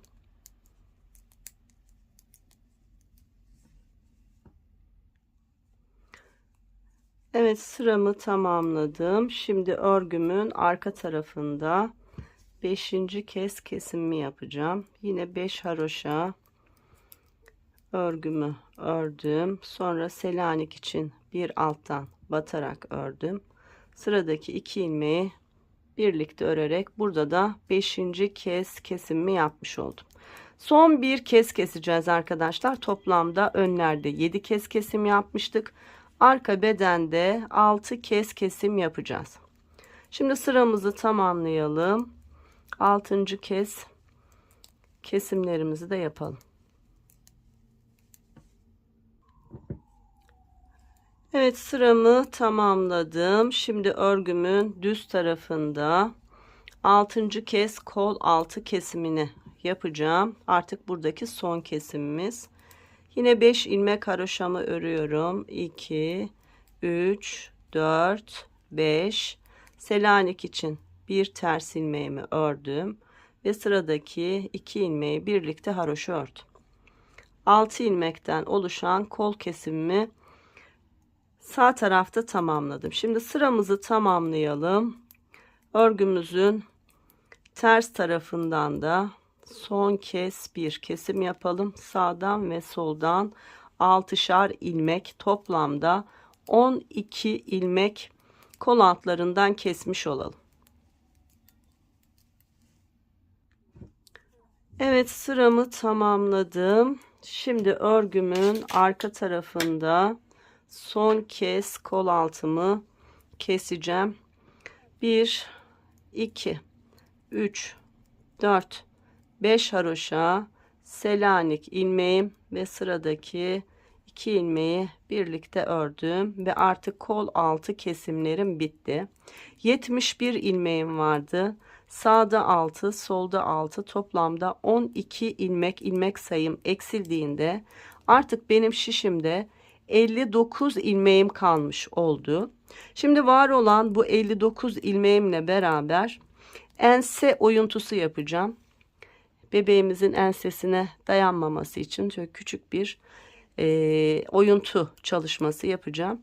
Oraya kadar yine hem haroşa hem Selanik çalışmamızı yaparak örgülerimizi örelim. Sonra küçük bir ense çalışması ve omuz birleştirmesiyle beraber zaten arka bedenimiz de bitmiş olacak arkadaşlar. Sadece yeleğimizin yan dikişlerini yapacağız ve bu güzelliği de tamamlamış olacağız. Şöyle sıramı bir tamamlayayım.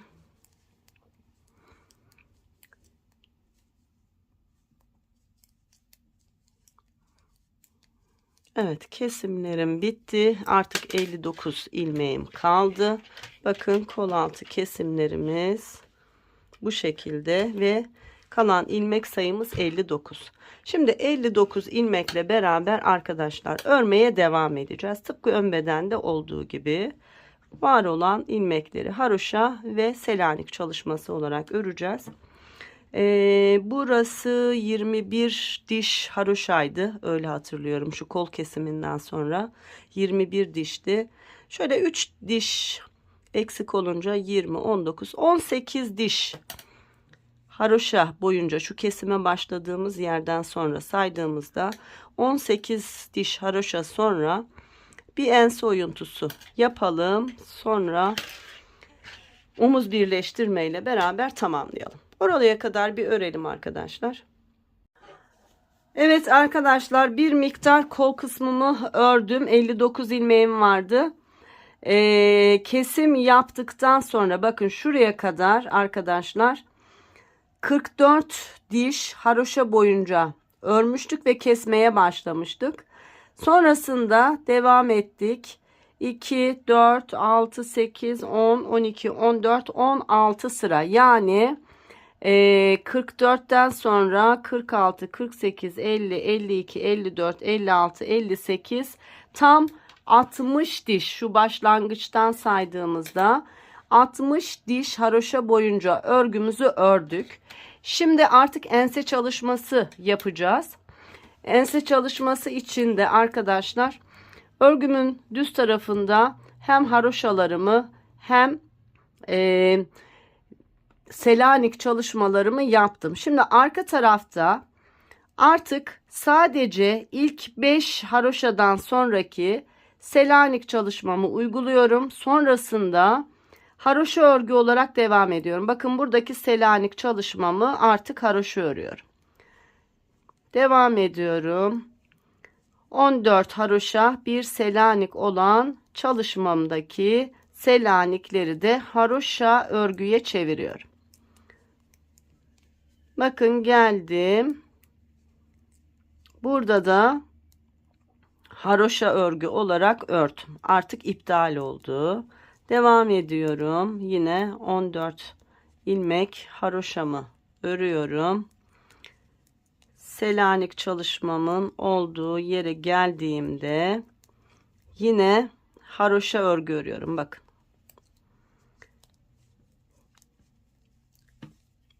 Sıra sonunda 5 haroşadan hemen önce bir Selanik ilmeğim var. Bunu yine Selanik örmeye devam ediyorum. Bakın bir alttan battım. Selanik ördüm ve sıramı tamamladım. Bu bizim 61. diş haroşamızı oluşturmuş oldu. Şimdi böyle devam edeceğiz. Yine aynı şekilde sadece ilk 5 ilmekten sonraki Selanik'imiz devam edecek ve son 5 ilmekten önceki Selanik'imiz devam edecek. 2, 4, 5 ilmekten sonra Selanik çalışmamı yaptım ve var olan ilmeklerimi haroşa örgü olarak örüyorum. Son 5 ilmek öncesindeki Selanik çalışmama kadar. Burası bizim ense kısmımız.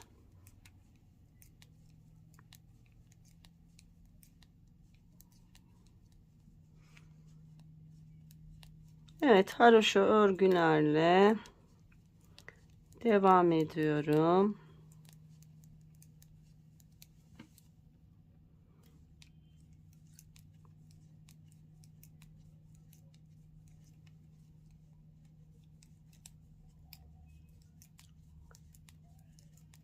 Sıra sonunda 6 ilmeğim kaldı.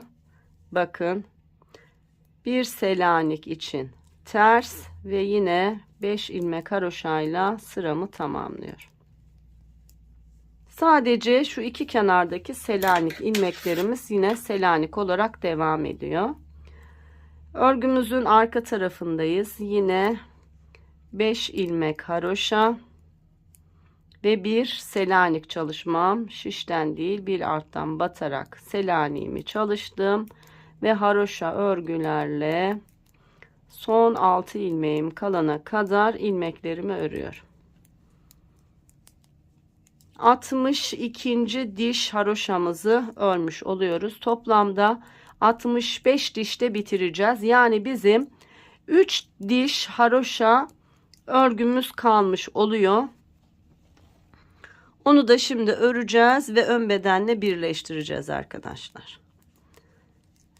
Evet, haroşa örgülerle örgümün arka tarafında son 6 ilmeğim kalana kadar yine ilmeklerimi haroşa örgü ördüm. Bakın Selanik çalışmam bitti. Bunlar hep haroşa ilmeğe döndü.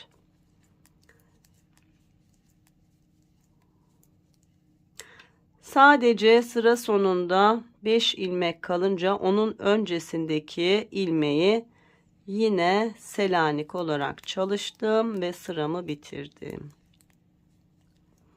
62 diş haroşa boyunca örgümüzü bu şekilde örmüş olduk. Şimdi omuzlarımızı öreceğiz ve ön bedenle birleştireceğiz. 22 ilmeğimiz vardı ön bedenlerde. Şurada 2, 4, 6, 8, 10, 12, 14, 16, 18, 20, 22. Arka bedende şimdi 22 ilmeğimizi çalışacağız.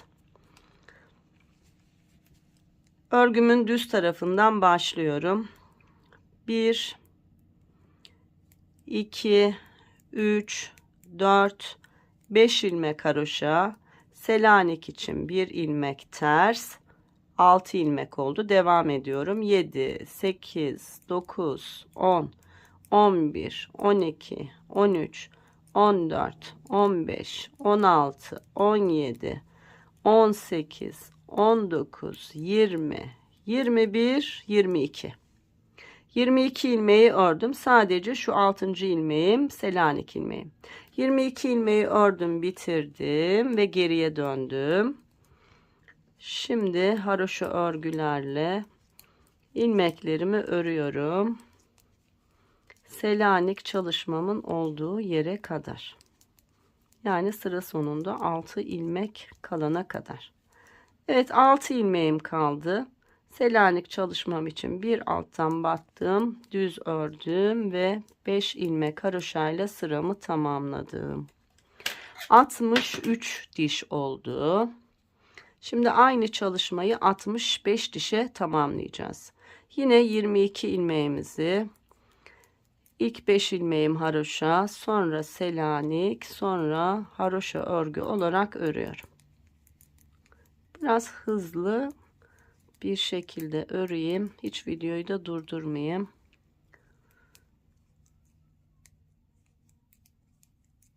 Evet, 22 ilmeğimi ördüm. Yine geriye döndüm. Haroşa örgülerle son 6 ilmek kalana kadar ilmeklerimi örüyorum.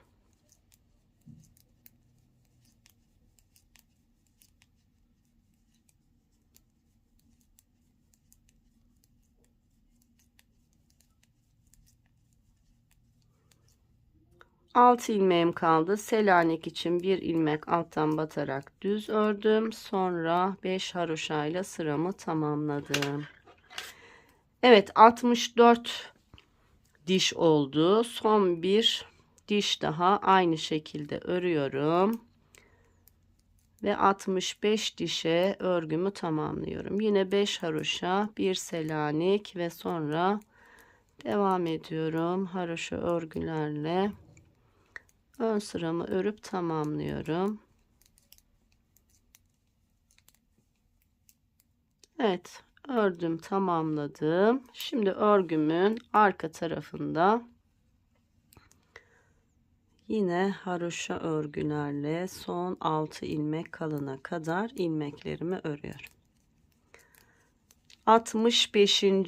diş haroşa örgümüzü örmüş olduk. Yani ön bedenle arka beden aynı uzunlukta, aynı sırada oldu. Son ilmeği, son 6. ilmeğim Selanik, sonra 5 ilmeğim kalıyor.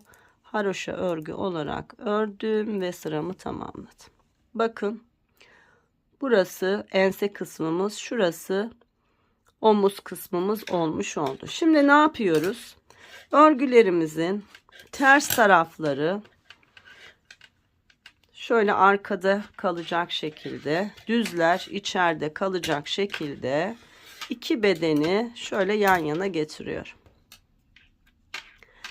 22 ilmeğim var, hem ön hem arka bedende. Şimdi düz taraflarımız içeride, ters taraflarımız dışarıda olacak şekilde artık ön ve arka bedeni birleştirebiliriz. Ne yapıyorum? Her iki şişteki ilmekleri böyle yan yana getiriyorum. Birbirine, bir diğerine batarak birlikte örüyorum. İlk 2 ilmeği ördüm. Bu şişimde duruyor. Kesme ilmeğim oluyor bu. Sonra yine bir şişten bir diğer şişten batıp ikisini birlikte örüyorum. Arkadaki ilmeği üzerine geçiriyorum. Hem ördüm, birleştirdim, hem de kestim. Aynı şeyi yapıyorum. Sıradaki 2 ilmeği birlikte örüyorum. Arkadaki ilmeği üzerinden geçiriyorum. İkisini birlikte ördüm. Arkadaki ilmeği üzerinden geçirdim. İkisini birlikte ördüm. Arkadaki ilmeği üzerinden geçirdim. Bu şekilde 22 ilmekten oluşan omuzlarımızı birleştirerek keselim.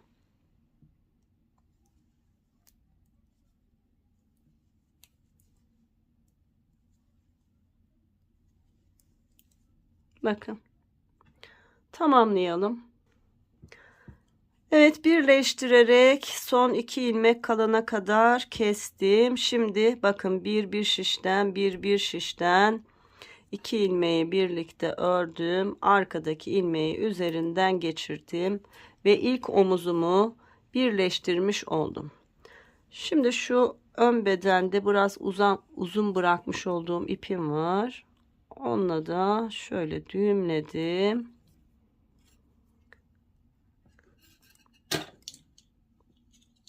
Fazlasını şöyle keseceğim. Şu geri kalanı yerleştireceğim. Şimdi arkadaşlar, ipimizi hiç kesmeden şu ense kısmımıza şu son ilmeğimi tığımı alarak aşağıya doğru kaydıracağım. Bakın. Geliyorum. Arka bedende haroşa dişlerim var kenarda. Batıp şöyle kaydırıyorum bir. Geliyorum, alttaki haroşa dişim var. Onun içerisine batıyorum. Kaydırıyorum 2. 3 diş örmüştük zaten. Geliyorum. Kaydırıyorum 3. Ve geliyorum şu ilmeği ense ilmeğimin olduğu yere şöyle aktarıyorum. Bakın ne yapmış olduk biliyor musunuz? Burayı yürütmüş olduk. Şu ön bedenin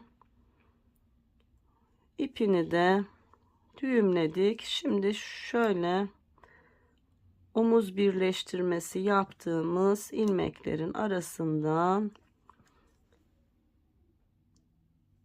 tığımla yine yürüterek gizliyorum. Bakın tertemiz oldu. Evet. Şimdi ense kısmımıza geldik. Ensede ne yapacağız? Bir ense kesimi yapacağız. Ne kadar keseceğiz ensemizi? Diğer omuzumuzda 22 ilmek bırakacağız. Arada kalanı keseceğiz. Sayalım. 2, 4, 6, 8, 10, 12, 14, 16, 18. Bir daha sayayım. 2, 4, 6, 8, 10, 12, 14, 16, 18, 20, 22 ilmek. Arada kaç ilmek kaldı? 2, 4, 6, 8, 10, 12, 14. Şu ilmeğimle 15 ilmeğim kaldı. 15 ilmek ensede keselim. Şimdi aşağı taşıdığım ilmeği sağ şişime aldım. Geliyorum, yandaki ilmeği haroşa örgü örüyorum ve arkadaki ilmeği üzerinden geçiriyorum. Bir ilmek kestim. Sıradakini örüyorum. Arkadaki ilmeği üzerinden geçirdim 2. Bu kesimi esnek yapın arkadaşlar. Sıkarsanız ense kısmı dar olur. Mümkün mertebe bol bir şekilde önce örün, sonra kesin. Esnek olsun. Evet, bu şekilde 22 ilmek kalana kadar kesiyoruz.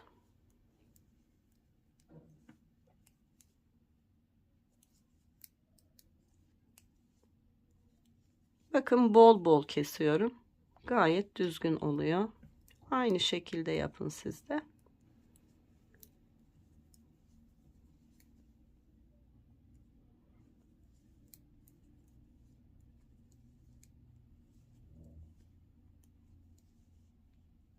Şimdi bir kontrol edeceğim.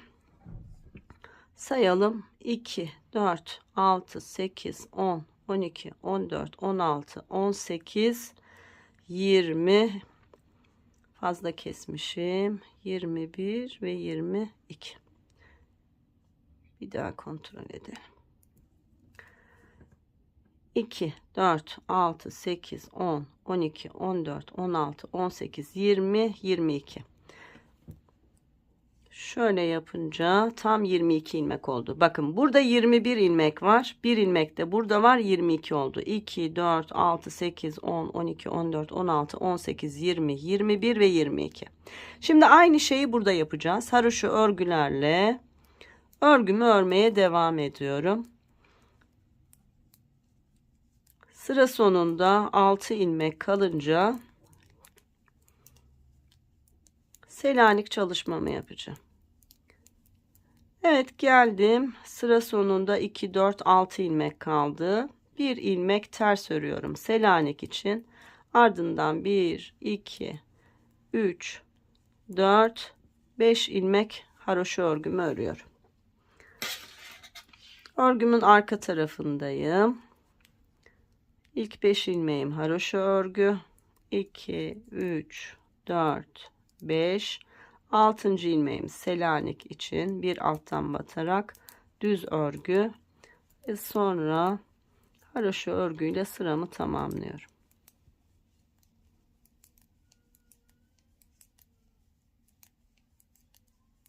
Bir diş haroşa boyunca ördük. Şimdi bunu 3 dişe tamamlayacağız.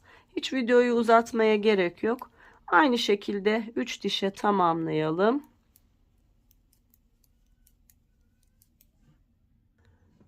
Evet, bakın tam 3 diş haroşa boyunca bu kısmı da ördüm. Şimdi aynı çalışmayı burada yapacağız arkadaşlar. Yine örgümüzün düz tarafları içeride olacak, ters tarafları dışarıda olacak şekilde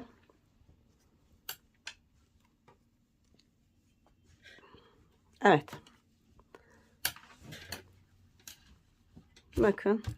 Yine ön ve arka beden ilmeklerinin olduğu şişleri yan yana getirdim. Her iki tarafında düz tarafları hep ters olan yerler.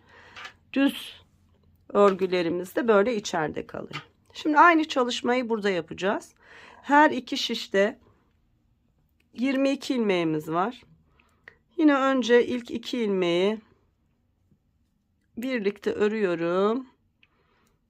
Ve bu ilmek şişimde kalıyor. Sonra sıradaki 2 ilmeği birlikte örüp arkadaki ilmeği üzerinden geçiriyorum. Birlikte örüp arkadaki ilmek üzerinden. Birlikte örüp arkadaki ilmek üzerinden. Bu şekilde 22 ilmeğin tamamını örelim ve birleştirelim.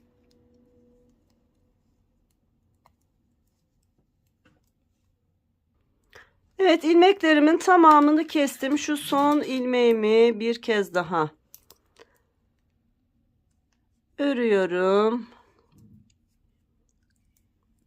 Ve ipimi şöyle birkaç santim yürütecek kadar uzun bırakarak kesiyorum. Bitti. Şimdi iplerimizi gizleyelim. Yine kesim yapmış olduğumuz şu ilmeklerimin olduğu yerden gizliyorum. Bak, ikisini birlikte de gizleyebilirsiniz. Battım ve gizledim. Arkadaşlar 1,5 yumağa yakın ip kullandık. Yani 1,5 yumak tam kullanmadık da 1,5'a yakın ip kullandık. Artan ipim burada. Yarım yumaktan biraz fazla ipim arttı. Evet, kocaman bir yelek çalıştık. Şimdi sadece şu yan dikişlerimiz var. Yan dikişleri de bir göstereyim. Her zaman çalıştığımız gibi çalışacağız. Şöyle başlangıçtayken ipimizi uzun bırakarak örgümüze başlamıştık. Bu ipleri kullanarak dikişimizi yapacağız. Evet, ipimi iğneme aldım. Şimdi Örgülerimizin düz tarafı. Bakın. Geliyorum.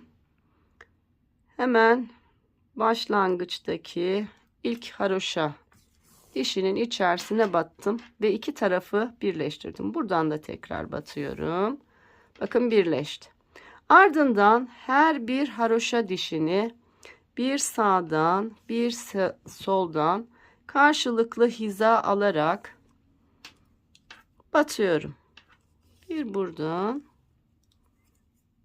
bir diğer taraftan. Şu ilk haroşa dişlerinin arasında. Bir burada, bir burada.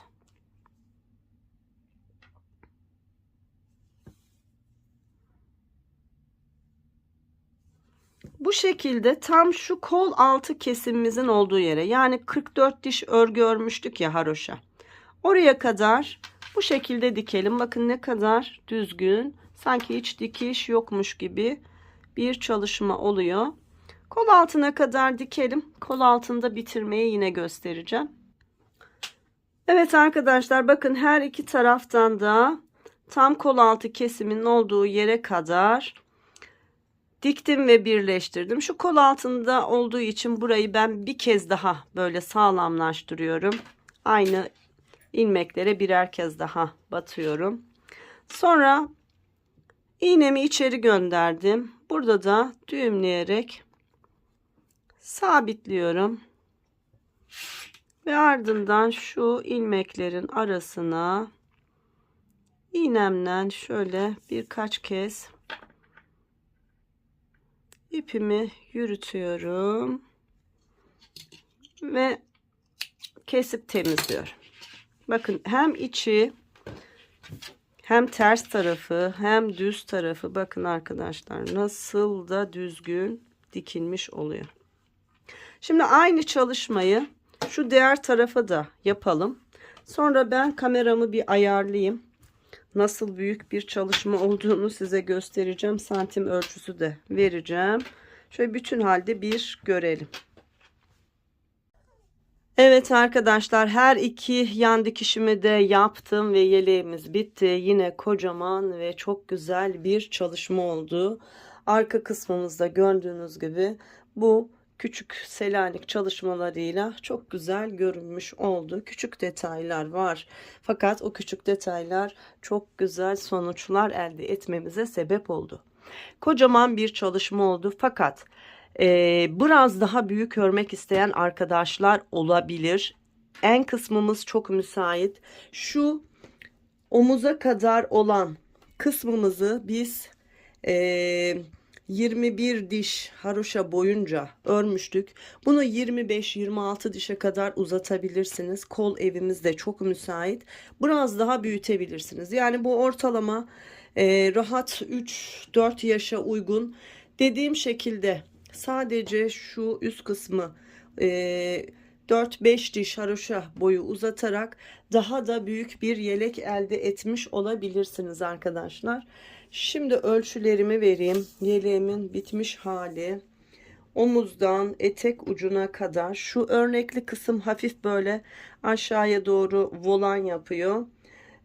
Onu oradan ölçmeyeceğim. Şu kenardan ölçtüğümde tam 36 santim uzunluğunda bir çalışmamız oldu. En olarak da genişliğimiz 32 santim arkadaşlar. Dediğim gibi şurayı biraz daha uzatarak daha büyük yaşlara da örebilirsiniz. Enimiz oldukça müsait. Daha küçük örmek isteyen arkadaşlar olursa biz 100 gram ve 240 metre uzunluğunda bir örgü ipi kullanmıştık. Alize Baby Best'le ördük.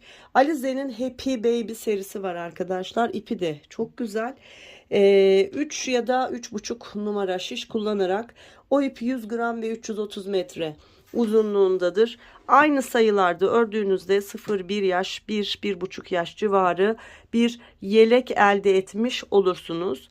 Bu görmüş olduğunuz modeli daha da büyütmek isterseniz yapmanız gereken şey sadece şu haroşa kısımlarından 2'şer ilmek sağda, 2'şer ilmek solda, 4 de burada, 8 ilmekte arka bedende artırdığınızda arkadaşlar yine daha büyük boy yelek örmüş olabilirsiniz. İstediğiniz kadar artırarak en ve boyu orantılı örerek istediğiniz büyüklüğe uyarlayabilirsiniz yetişkine kadar.